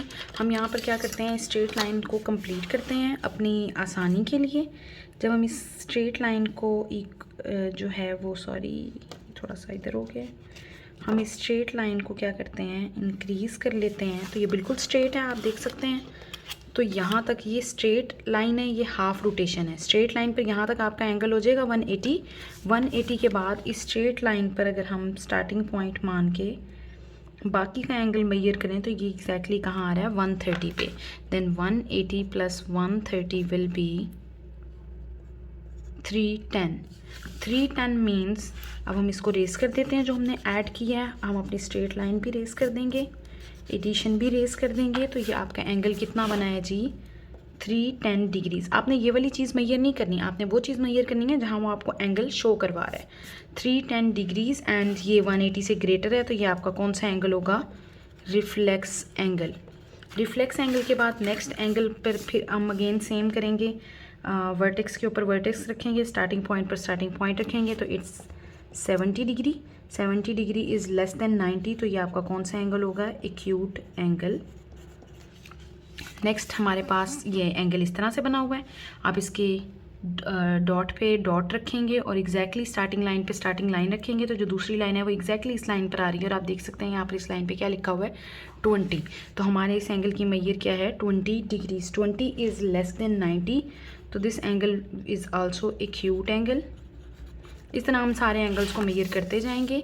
अगर यहाँ पर आप अपनी आसानी के लिए ये स्ट्रेट लाइन इंक्रीज़ करें तो यहाँ तक आपका एंगल क्या बन रहा है 180। 180 के बाद जो डिनोमिनेटर में जो नीचे है आपका एंगल उसको हम मेजर कर लेंगे, ये आपका बन रहा है 140। That's mean 180 plus 140 will be 180 plus 140 will be 320। Your total angle is 320 degrees. 320 degrees is greater than 180, that's mean it's a reflex angle। Next angle आपका क्या बन रहा है, नेक्स्ट एंगल हम मेजर करते हैं। वर्टेक्स पे वर्टेक्स रखेंगे, स्टार्टिंग पॉइंट पे स्टार्टिंग पॉइंट रखेंगे। लास्ट लाइन आपकी इस लाइन पे कट करी है, इधर हमारे पास क्या है जी 150, तो it's 150 degrees. 150 degree less than 180 है, बट लेस देन 180 हमारी क्लासिफिकेशन में नहीं आता, तो हम इसको दूसरी तरह से 90 के अकॉर्डिंगली देखेंगे। 150 इज़ ग्रेटर देन 90, तो ऐसा एंगल जो 90 से ग्रेटर है उसको हम क्या कहते हैं ऑब्ट्यूस एंगल। सेम इसी तरह यहाँ पर हम नेक्स्ट एंगल है हमारे पास बिल्कुल स्ट्रेट। स्ट्रेट एंगल पे हमने क्या कहा था, स्ट्रेट एंगल हमारा क्या होता है जी, sorry straight line. Straight line पे हमारा एंगल भी क्या होता है स्ट्रेट होता है, और it is exactly 180 degrees. Next है हमारे पास अगर हम इसको मेजर करेंगे, वर्टेक्स पे वर्टेक्स रखेंगे, स्टार्टिंग पॉइंट पे सॉरी उल्टी तरफ से रख दिया है, वर्टेक्स पे वर्टेक्स रखेंगे, स्टार्टिंग पॉइंट से रखेंगे, तो it's exactly 100 degrees, it's 180 degrees. 100 degrees greater than 90, तो it will B obtuse angle. Obtuse angle के बाद नेक्स्ट एग्जैक्टली सेम हम स्ट्रेट लाइन को क्या करेंगे इंक्रीज करेंगे। यहाँ तक आपका एंगल क्या बन रहा है 180। 180 के बाद नीचे वाला हम स्ट्रेट लाइन के अकॉर्डिंगली जब मेजर करेंगे तो हमारे पास आ रहा है 140। 180 प्लस 140 विल बी 320 डिग्रीज। तो ये आपके पास क्या है, ये देखें आप ये वाला और ये देखें अगर आप, तो ये वाला और ये वाला एग्जैक्टली सेम एंगल्स हैं। ये भी 320 बन रहा है, वो भी 320 बन रहा है। एज 320 इज़ ग्रेटर देन 180, तो ये हमारे पास क्या होगा रिफ्लेक्स एंगल। रिफ्लेक्स एंगल के बाद नेक्स्ट वाला हम मेजर कर लेते हैं। जब हम मेजर करेंगे तो ये हमारे पास आ रहा है 60 degree. 60 degree is less than 90, तो लेस देन 90 हमारे पास क्या होता है एक्यूट एंगल। एक्यूट एंगल के बाद नेक्स्ट एंगल की अगर हम बिल्कुल स्ट्रेट लाइन ड्रॉ करें तो यहाँ तक हमारे पास 180 डिग्रीज, और अगर हम इसी स्ट्रेट लाइन को सेंटर मान के मेजर करें तो नेक्स्ट है हमारे पास 60 degree. 180 and 60 degree will be 240 degrees. क्या आएगा ये हमारे पास 240 डिग्रीज। अगर आप इसको देखें तो आपका ये वाला और ये वाला एंगल एग्जैक्टली सेम दिया हुआ है, इट्स योर रिफ्लेक्स एंगल। और यहाँ पर हमारी एक्टिविटी ख़त्म होती है। नेक्स्ट एक्टिविटी हम अभी स्टार्ट करेंगे। हमारी नेक्स्ट एक्टिविटी है एक्टिविटी नंबर 14। एक्टिविटी नंबर 14 में हमारे पास फर्स्ट क्वेश्चन है construct the following angles and also right the steps of construction. क्या आपको एंगल्स दिए हुए हैं, मेजरमेंट दी हुई है, आपने उस एंगल को क्या करना है कंस्ट्रक्ट करना है और उसकी कंस्ट्रक्शन को भी स्टेप बाय स्टेप राइट भी करना है। सबसे पहला स्टेप क्या है हमारे पास, सबसे पहला स्टेप है हमारे पास कि हम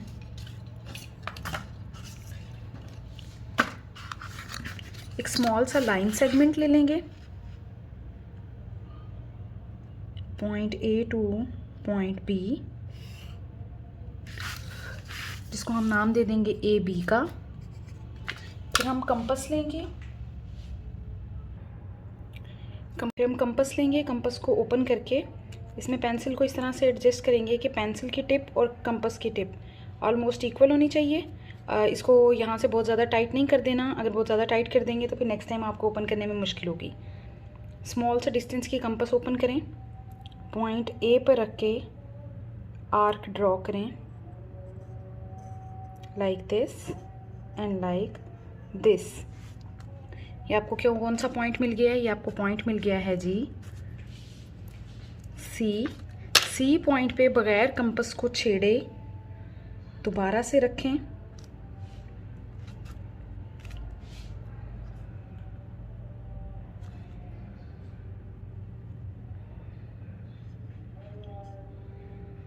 आपको नेक्स्ट 2 पॉइंट्स मिलेंगे।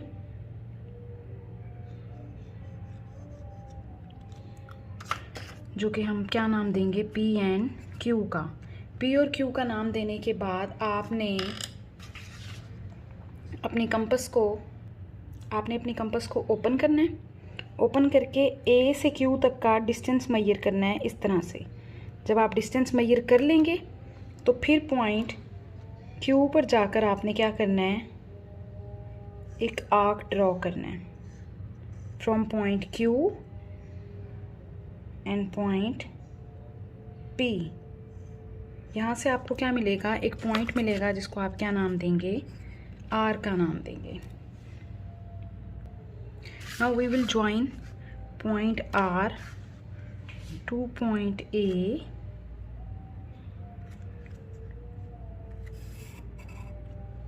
with dotted lines,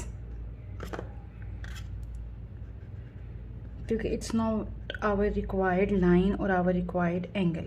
with dotted lines आप इसको ड्रॉ करेंगे। जो आपको एंगल मिला है अब ये जो आपको एंगल मिला है ये है 50 डिग्री। ये हमारी 50 डिग्री की कंस्ट्रक्शन होगी, लेकिन हमें क्या चाहिए 25 डिग्री। तो हम इस 50 डिग्री को क्या करेंगे, हाफ करेंगे, इसकी बाइसेक्शन करेंगे। इसकी बाइसेक्शन एग्जैक्टली हमारे पास क्या आएगी, 25 डिग्रीज। 25 डिग्रीज के लिए आपने क्या करना है कि ये जो आपका एंगल आया है, ये जो आपको एंगल मिला है, इसके हाफ से थोड़ा सा ज़्यादा आप क्या करेंगे, आर्क को ओपन करेंगे, अपने कंपास को ओपन करेंगे। कंपास को ओपन करके पॉइंट सी और पॉइंट एल पर रखकर आप क्या करेंगे, आर्क्स कट करेंगे। इन आर्क्स को कट करके जो आपको पॉइंट मिलेगा उसको हम क्या नाम देंगे, एम का नाम देंगे। उस पॉइंट को जब आप ए से मिलाएंगे तो this is your angle of 25 degree. ठीक है, let's check it from protractor से चेक करने के लिए आप क्या करेंगे, एग्जैक्टली इसके वर्टेक्स को वर्टेक्स के ऊपर रखेंगे, इनिशियल पॉइंट को इनिशियल लाइन पे रखेंगे। जब आप एग्जैक्टली सेम रखेंगे तो ये देखिए, आप चेक करें 20 and this is the between of 20 and 25। Exactly 25 degrees का आपको क्या मिल गया है, एंगल मिल गया है। नेक्स्ट क्वेश्चन है हमारा angle of 90 degree. Now we have to construct an angle of 25 degree. इसके लिए भी सेम प्रोसीजर हम फॉलो करेंगे। सबसे पहले हम एक लाइन सेगमेंट ड्रॉ करेंगे from initial point two final point. इसको हम नाम दे देंगे ए एंड बी का। इसके बाद हम क्या करेंगे, अपनी मर्ज़ी की लेंथ की आर्क ओपन करेंगे। आर्क ओपन करने के बाद पॉइंट ए पे रख के ऐसे और फिर ऐसे क्या करेंगे, कट करेंगे। कट करने के बाद इस पॉइंट पे रख के हम ऐसे कट करेंगे। कट करने के बाद जो हमें पॉइंट मिला है सी पॉइंट पे रख के हम एक और कट लगाएंगे। सी पॉइंट के बाद जो हमें नेक्स्ट पॉइंट मिला है डी, पॉइंट डी पर रखकर हम एक और कट लगाएंगे और इस आर्क को भी कट करेंगे। नेक्स्ट पॉइंट से हम इस आर्क को वापस रीकट करेंगे। इस आर्क को रीकट करने से हमारे पास जो पॉइंट आया है एफ, जब हम उसको ए पॉइंट से ज्वाइन करेंगे तो आपके पास बनने वाला एंगल क्या बनेगा जी, 90 डिग्रीज। It's exactly 90 degrees. चेक कर लेते हैं हम इसे। Look, initial line and it's your final line. Exactly it's 90 degrees. It's exactly 90 degrees. Okay. Construction write कर लेते हैं। कंस्ट्रक्शन क्या है आपके पास, पॉइंट 1 है, draw a line segment A B, open compass, cut an arc on AB, then cut an arc from point C.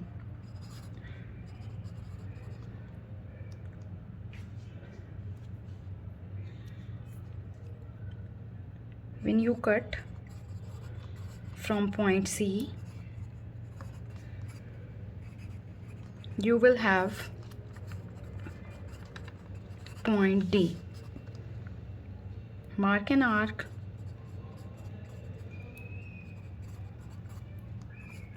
from point D and the point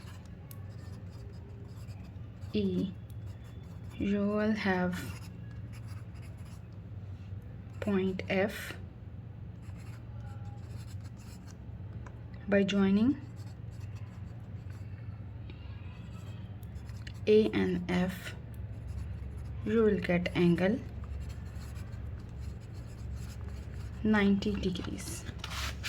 next question है हमारे पास angle of 20 degrees. For angle of 20, again draw a line segment by joining 2 points A and B. Open the arc, open the compass,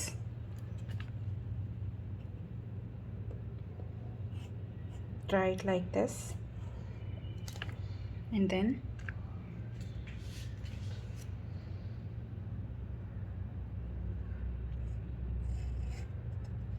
draw it like this.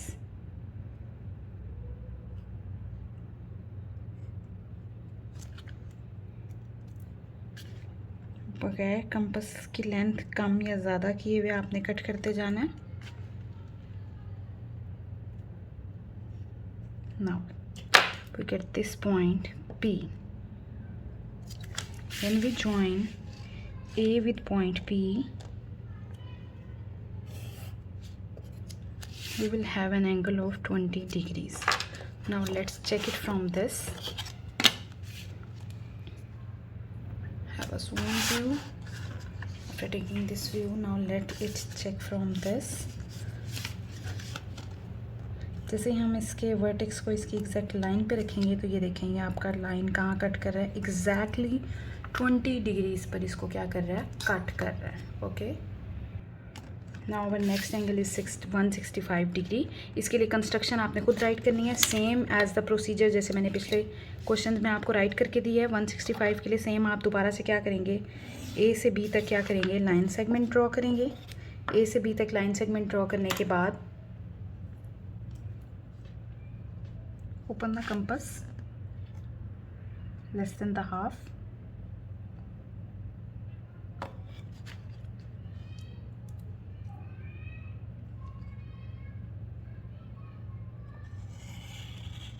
Draw a semicircle. After drawing a semicircle, put the compass here.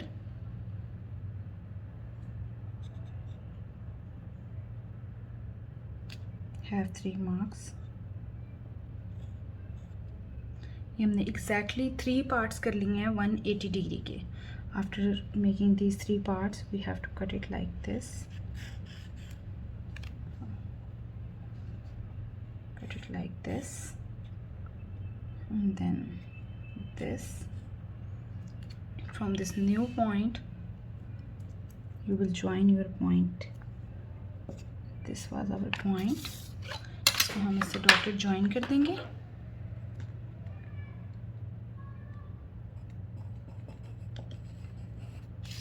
Dotted line join करने के बाद आप क्या करेंगे, अपने इस new point से यहाँ पर एक आर्क मार्क करेंगे. इस पॉइंट से भी यहाँ पर एक आर्क मार्क करेंगे. You will get this point. Now join C with this.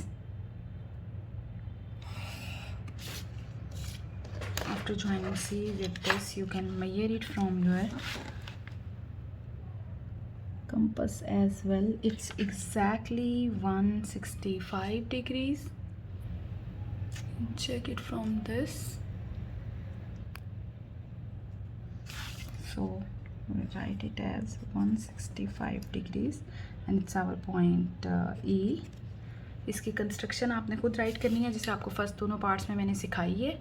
Next है आपके पास कंस्ट्रक्शन ऑफ एंगल 22 इंटू 1/2। इसको हम कैसे राइट करेंगे? इसको हम ऐसे राइट करेंगे, ये नंबर्स आपस में मल्टीप्लाई होंगे और 1 इसमें प्लस होगा, तो it will B 45/2। 45/2 means 22.5 degrees. हमने कौन सा एंगल नाउ कंस्ट्रक्ट करना है? 22.5 degrees. Same procedure for 22.5 degrees. First of all, cut a line segment of AB. हम 45 डिग्री के लिए क्या करेंगे? पहले हम 90 डिग्रीज ड्रॉ करेंगे, फिर हम 90 डिग्रीज को जब हाफ करेंगे तो हमें क्या मिलेगा जी? हमें मिलेगा 45 डिग्रीज। ठीक है,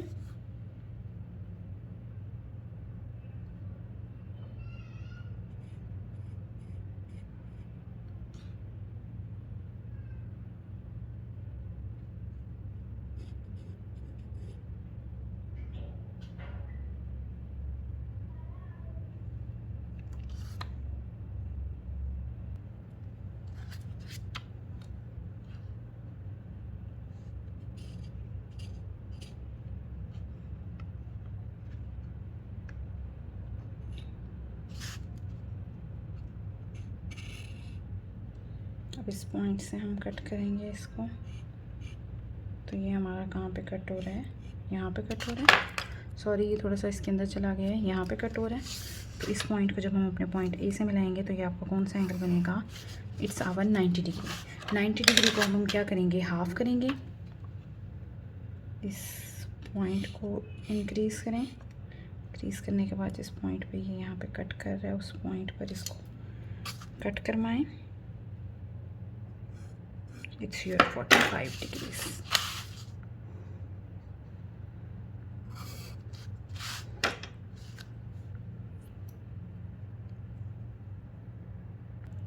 अब हमने क्या बनाना था? 22.5। तो 22.5 एग्जैक्टली हाफ होगा आपके पास 45 डिग्री का। तो हम यहाँ से पॉइंट फाइंड करने के लिए इसको यहाँ से नीटली कट कराएंगे। नीटली कट कराने के बाद यहाँ से हम इसको ड्रॉ करेंगे। तो this is our required point. अब जब हम इसको ज्वाइन करेंगे तो आपको एंगल क्या मिलेगा जी? 22.5 डिग्रीज, जो कि हाफ है 45 डिग्रीज का, और फोर्थ पार्ट है 90 डिग्री का। check the construction. Now we can check it from the compass as well. तो ये हमारे पास क्या आ रहा है जी? ये हमारे पास आ रहा है 22.5 degrees almost. Okay, now let's start the last part. It is 67 into 1. Now for 67.5 मतलब 135 के हाफ के लिए हम अगेन क्या करेंगे? एक आर्क ड्रॉ करेंगे ए बी।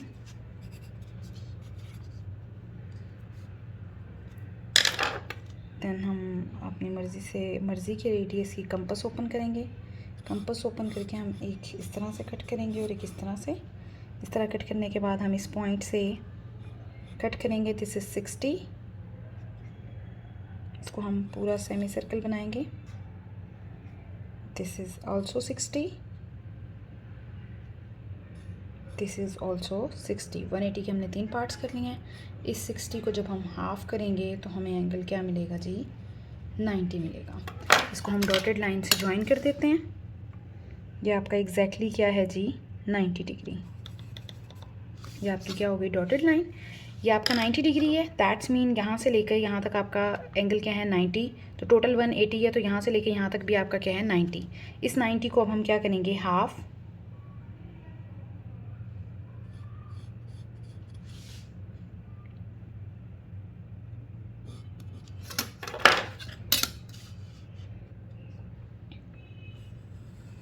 इसको भी हम डॉटेड लाइन से मिलाएंगे। ये आपका एग्जैक्टली क्या है जी? 135 डिग्री। हम इसको चेक भी कर लेते हैं। ये आपका एग्जैक्टली क्या है जी? 135 डिग्री। 135 डिग्रीज़ के बाद हम इसको क्या करेंगे जी, 135 का हमें क्या चाहिए, हाफ़ चाहिए। अब हमारा यहाँ से लेके यहाँ तक एंगल क्या है, 135। अब 135 को हमने क्या करना है, हाफ़ करना है। हम क्या करेंगे, यहाँ से लेके यहाँ तक आर्क ओपन करेंगे, आर्क ओपन करके यहाँ इसको कट करेंगे। इसको कट करने के बाद, क्योंकि हमने इसको बिल्कुल बाइसेक्ट करना है, इस पॉइंट पे रख के, सॉरी ये मैच नहीं हो सका, इस आर्क को कट करेंगे। जब हम इस आर्क को कट करेंगे तो दैट्स मीन हमने 135 को क्या कर दिया है, हाफ़। तो 135 का हाफ़ एग्जैक्टली आपके पास क्या बनेगा, 67.5 डिग्रीज़। इसकी कंस्ट्रक्शन भी आप खुद से राइट करेंगे। मैं इसको क्लोज करके दिखा देती हूँ आपको। This is like this, okay. इसकी कंस्ट्रक्शन आप खुद करें, लिखेंगे। नेक्स्ट है हमारे पास puzzles. Now let's start with the puzzles. Puzzle is a brain game, but it is a little bit confusing. तो हम देखते हैं यहाँ पर हमारे पास क्या है, पजल क्या है, डेट डालना नहीं भूलनी है आपने। Complete this diagram so that the 3 numbers in each line added up to 150, कि हर लाइन में जो 3 नंबर्स हैं वो ऐड करके क्या बनेंगे, 150। नाउ हम सबसे पहले ये वाली लाइन चेक करते हैं। 90 + 40 विल बी 130। तो 150 बनाने के लिए यहाँ पर हमारे पास कौन सा नंबर आ जाएगा, 20, then it will be 150। That's good, एक लाइन कंप्लीट होगी।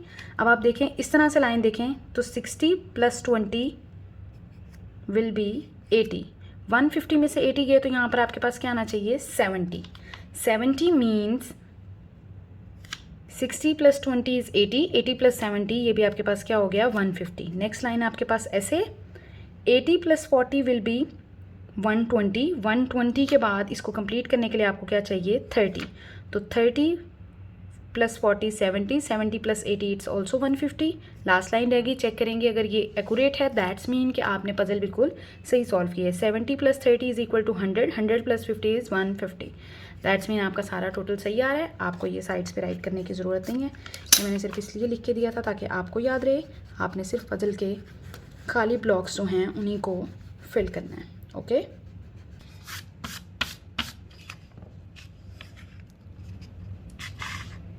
ठीक है, नेक्स्ट हमारे पास है सेकंड पजल।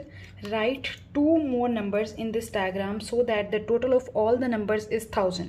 हमारे पास 3 नंबर्स दिए हुए हैं, हमने 2 नंबर लिखने हैं कि हमारे पास जो टोटल है वो क्या हो जाए, पेंटागन के कॉर्नर्स का 1000 हो जाए। हमारे पास 400, 300, हमारे पास दिया कितना हुआ है, 300 + 400 + 50, तो इट्स 750। तो 1000 में से अगर हम 750 को सब्ट्रैक्ट करें तो हमारे पास क्या रह जाएगा जी, 250। 250 हमने 2 नंबर्स में डिवाइड करना है कि दोनों में लिखें। अगर हम एक ही में 250 लिख देंगे तो हमारा दूसरा ब्लॉक क्या रह जाएगा, एम्प्टी रह जाएगा। इसलिए हम एक में क्या करते हैं, एक में हम 100 लिख देते हैं और एक में हम 150 लिख देते हैं। इट्स योर चॉइस, आप बेशक 100 इधर लिख दें, 150 इधर लिख दें, ज़रूरी नहीं है आप 100 और 150 लिखें। आप 250 को एग्जैक्टली हाफ करके भी लिख सकते हैं, 125 and 125। It's also up to you. Our next question is draw lines of 3 numbers that added together to make 10।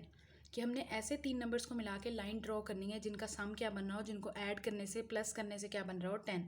These lines can be horizontal, इस तरह की लाइन्स हमारे पास क्या कहलाती हैं, हॉरिजेंटल। इस तरह की लाइन्स हमारे पास क्या कहलाती हैं, वर्टिकल। इस तरह या इस तरह की लाइन्स हमारे पास क्या कहलाती हैं, diagonal. There are 9 different totals of 10, कि हमारे पास 10 के 9 डिफरेंट टोटल्स बनेंगे। चेक करना है कि हम कितनों को ढूंढ सकते हैं। जैसे यहाँ पर आपके पास दिया हुआ है 2, 5 and 3, 3 + 5 is equal to 8, 8 + 2 is equal to 10। अब हम बारी बारी सारों को चेक करेंगे। Now let's start from the first number 7। इसको हम हॉरिजेंटली भी चेक करेंगे और वर्टिकल भी चेक करेंगे। अगर हम इसको हॉरिजेंटली चेक करें तो 7 2 9, 9 + 4 इज 13, इट्स मोर देन 10। तो अगर हम इसको वर्टिकली चेक करें तो 7 + 3 10, 10 + 0 इज 10। तो एक आपके पास ये बन गया, एक आपके पास ऑलरेडी गया, 2 हो गए। नेक्स्ट नीचे चेक करें, 6 + 4 + 0 इज ऑल्सो 10। ये आपके पास 3 सम्स हो गए। 3 सम्स के बाद अगर हम 2, 4 और 5 को चेक करें तो ये 10 नहीं बनता, लेकिन अगर हम 4, 5 और 1 को चेक करें तो ये भी आपके पास क्या बनता है, 10। फोर्थ वन, फिर 1, 6 एंड 3 इट्स ऑल्सो 10। इसके बाद आप चेक करें जी, आपके पास 4, 5 एंड 1 इट्स ऑल्सो 10। आपके पास कितने सम हो गए जी, 1, 2, 3, 4, 5, 6। अभी 3 मोर सम्स, इट्स 7। 7 के बाद आपने दो और सम फाइंड करने हैं। अगर हम हॉरिजेंटली ढूंढना स्टार्ट करें तो आपके पास सम, लेट्स सी कहाँ पे मिलता है हमें।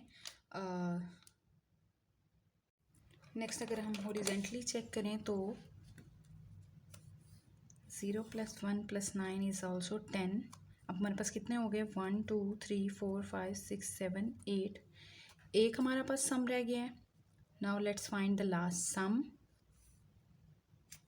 7 + 0 + 3 is equal to 10। 9 sums find हो गए, दैट्स ग्रेट। नेक्स्ट है हमारे पास remove 4 toothpicks to leave 2 equilateral triangle. सबसे पहले हम चेक करते हैं इक्विलेटरल ट्राइंगल क्या कौन सी होती है। ऐसी ट्राइंगल जिसकी तीनों साइड्स इक्वल हों वो क्या कहलाती है, इक्विलेटरल। यहाँ पर हमारे पास 1 2 3 4 इक्विलेटरल ट्राइंगल्स हैं। हमने कोई सी दो टूथपिक्स को रिमूव करना है तो हमारे पास ट्राइंगल क्या बचनी चाहिए, दो इक्विलेटरल ट्राइंगल बचनी चाहिए जब हम 4 टूथपिक्स को रिमूव करें।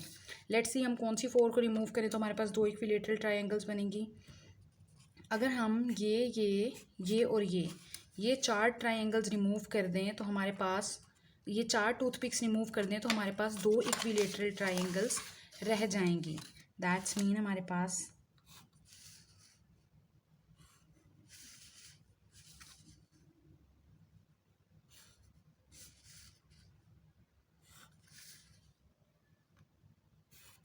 ये शेप रह जाएगी क्योंकि हमने ये 4 इक्विलेटरल ट्राइंगल्स रिमूव कर दिए हैं। ये आपकी फर्स्ट शेप होगी। फर्स्ट शेप के बाद आपको सेकंड के लिए उसने क्या कंडीशन दी है, सेकंड के लिए हमारी कंडीशन है कि remove 3 toothpicks to leave again 2 equilateral triangles के। अब हम 3 टूथपिक्स रिमूव करें लेकिन आपके पास ट्राइंगल्स क्या रह जाएं, 2 रह जाएं।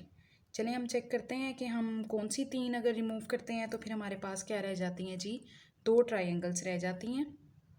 अब हमने 3 ट्राइंगल्स रिमूव करनी है, 3 टूथपिक्स रिमूव करनी है 2 ट्राइंगल्स बनाने के लिए। अगर हम ये 3 अपनी जो है रिमूव कर दें टूथपिक्स तो हमारे पास क्या रह जाएंगी, 2 ट्राइंगल्स, जो कि शेप क्या होगी हमारे पास,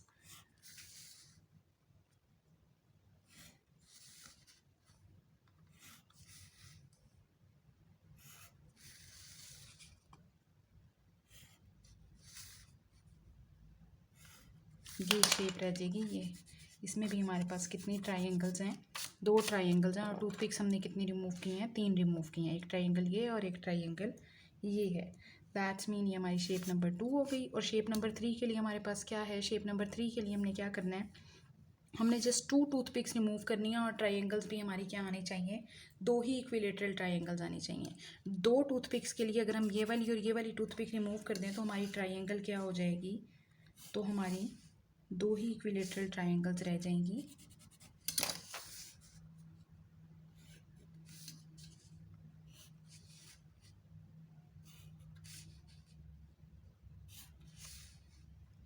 इस तरह से ये 2 आपकी इक्विलेटरल ट्राइंगल रह गई हैं क्योंकि नीचे वाली टूथपिक्स हमने क्या कर दी हैं, रिमूव कर दी हैं। Now let's move to the next puzzle. Which number replaces the question mark in the both picture. सबसे पहले हम फर्स्ट पिक्चर को देखते हैं। हमने कोई भी रिलेशन बनाना है, जो रिलेशन इस पिक्चर को और इस पिक्चर को प्रूव कर रहा होगा, उसी रिलेशन से हम क्या करेंगे, अपनी थर्ड पिक्चर का क्वेश्चन मार्क वाला नंबर फाइंड कर सकेंगे। जैसे फॉर एग्जांपल 12, आप देखें यहाँ पे 12 आ रहा है। हम 9 4 7 को मल्टीप्लाई कर लें, डिवाइड कर लें, प्लस कर लें, माइनस कर लें, किसी भी तरह 12 नहीं आता। हम 2 2 के ग्रुप्स बनाते हैं। 7 + 4 इज़ 11, 11 को 9 से प्लस कर लें, मल्टीप्लाई कर लें, डिवाइड कर लें, 12 नहीं बनता। 4 + 9 या 4 - 9 भी कर लें तो भी 12 नहीं बनता। लेकिन अगर हम नीचे वाले दोनों को प्लस कर दें, 7 + 9 इज़ 16, 16 डिवाइडेड 16 - 4 विल बी 12। नीचे वाले दोनों को प्लस करके जो आंसर आए उसमें से ऊपर वाले को क्या कर दें, माइनस। तो हमारे पास क्या बन रहा है, हमारे पास ये दरमियान वाला नंबर बन रहा है। नेक्स्ट में हम चेक करते हैं कि हमारी कंडीशन ट्रू है या नहीं। अगर हमारी कंडीशन ट्रू होगी तो इसी कंडीशन से हमें ये वाला क्वेश्चन मार्क का आंसर मिल जाएगा। अगर हमारी कंडीशन ट्रू नहीं होगी तो फिर हमें इसका आंसर ढूंढने के लिए कोई और कंडीशन ढूंढनी पड़ेगी। नीचे वाले दोनों नंबर्स को प्लस करें, 4 + 1 is 5, 5 - 1 will be 4। That's mean हमारी कंडीशन ठीक है। तो हम इसमें भी यही करते हैं। 6 + 5 विल बी 11, 11 - 2 विल बी 9। तो यहाँ हमारे क्वेश्चन मार्क की जगह पे क्या आएगा, 9। इसी तरह लास्ट हमारे पास क्या है, आपने क्वेश्चन मार्क फाइंड करना है। हम चेक करते हैं कि इन लाइंस का वर्टिकल या हॉरिजेंटल सम या मल्टीप्लाई कोई सेम नंबर आ रहा है। 7 + 2 is 9, 9 + 1 is 10, 10 + 4 is 14, 3 + 8 is 11, 11 + 1 is 12, 12 + 2 is 14। देखिए यहाँ पर सेम आ रहा है। अगर हम इस तरह से चेक करें, 7 + 3 is 10, 10 + 6 is 16, 16 + 2 is 18, 10, 10 + 5 is 15, 15 + 4 is 19, and then 4 + 2, चले सीक्वेंस बन रहा है 18, 19, फिर यहाँ 20 आना चाहिए ताकि नेक्स्ट का सम 21 बन सके। लेकिन नेक्स्ट में क्या आ रहा है 8, तो दैट्स मीन ये वाली चीज़ तो आपकी हो गई फॉल्स। लेकिन आपका ये वाली कंडीशन सेट चल रही है, तो आप थर्ड वन का भी सम चेक करें। अगर वो भी 14 आ गया, दैट्स मीन यहाँ पर वर्टिकली सम क्या आना चाहिए, 14 आना चाहिए। 6 + 5 is 11, 11 + 2 is 13, 13 + 1 is 14। That's mean इस वाली लाइन का वर्टिकली सम भी आपके पास क्या आना चाहिए, 14 आना चाहिए। तो कैसे 14 आएगा, 2 + 4 is 6, 6 + 4 is 10, 10 में हम क्या नंबर ऐड करें कि हमारे पास आंसर 14 आए, तो वो नंबर हमारे पास क्या है, 4। दैट्स मीन इस क्वेश्चन मार्क की जगह पे आपके पास क्या आएगा, 4। Which number and later replaces the question mark. हमने इसमें भी सेम ऐसे करना है। क्वेश्चन मार्क की जो प्लेस है उसकी जगह पे हमने कोई नंबर राइट करना है। कैसे करेंगे, यहाँ पर भी हम हर बॉक्स का सम चेक करते हैं। 7 + 2 is 9, 9 + 9 is 18, 18 + 4 is 22। Now let's check this sum. 11 + 3 is 14, 14 + 6 is 20, 20 + 2 is 22, 6 + 6 is 12, 12 + 5 is 17, 17 + 5 is 22। That's mean यहाँ पर भी सम क्या आना चाहिए, 22। 8 + 4 is 12, 12 + 1 is 13। तो 22 में से 13 ऑलरेडी मौजूद हैं, तो आपके क्वेश्चन मार्क की जगह पे क्या आएगा, 9। Now last question is 6 + 4 + 4 is 14, 4 + 1 + 7 is 12, 10 + 11 is 21, 4 + 2 is 16 + 1 is 17। अगर हम अल्फ़ाबेटिक्स को चेक करें तो हमारे पास टोटल 26 अल्फ़ाबेट्स होते हैं। 26 अल्फ़ाबेट्स में 12 नंबर पे हमारे पास एल आता है, 14th नंबर पे हमारे पास एन आता है, 21 नंबर पे हमारे पास यू आता है। ये मैं ऑलरेडी चेक कर चुकी हूँ। तो 17 पर हमने देखना है कि हमारे पास क्या आता है। Let's count, ABCDEFGHIJKLMNOPQ। 15, 16, 17, 17 नंबर पे आपके पास क्या आता है, लेटर क्यू। और यहाँ पर आपका मैथ्स का समर हॉलीडे वर्क क्या है जी, कंप्लीट हो जाता है। अगर आपका कोई क्वेश्चन है या कोई क्वेरी है तो वो आप मुझसे कमेंट बॉक्स में पूछ सकते हैं।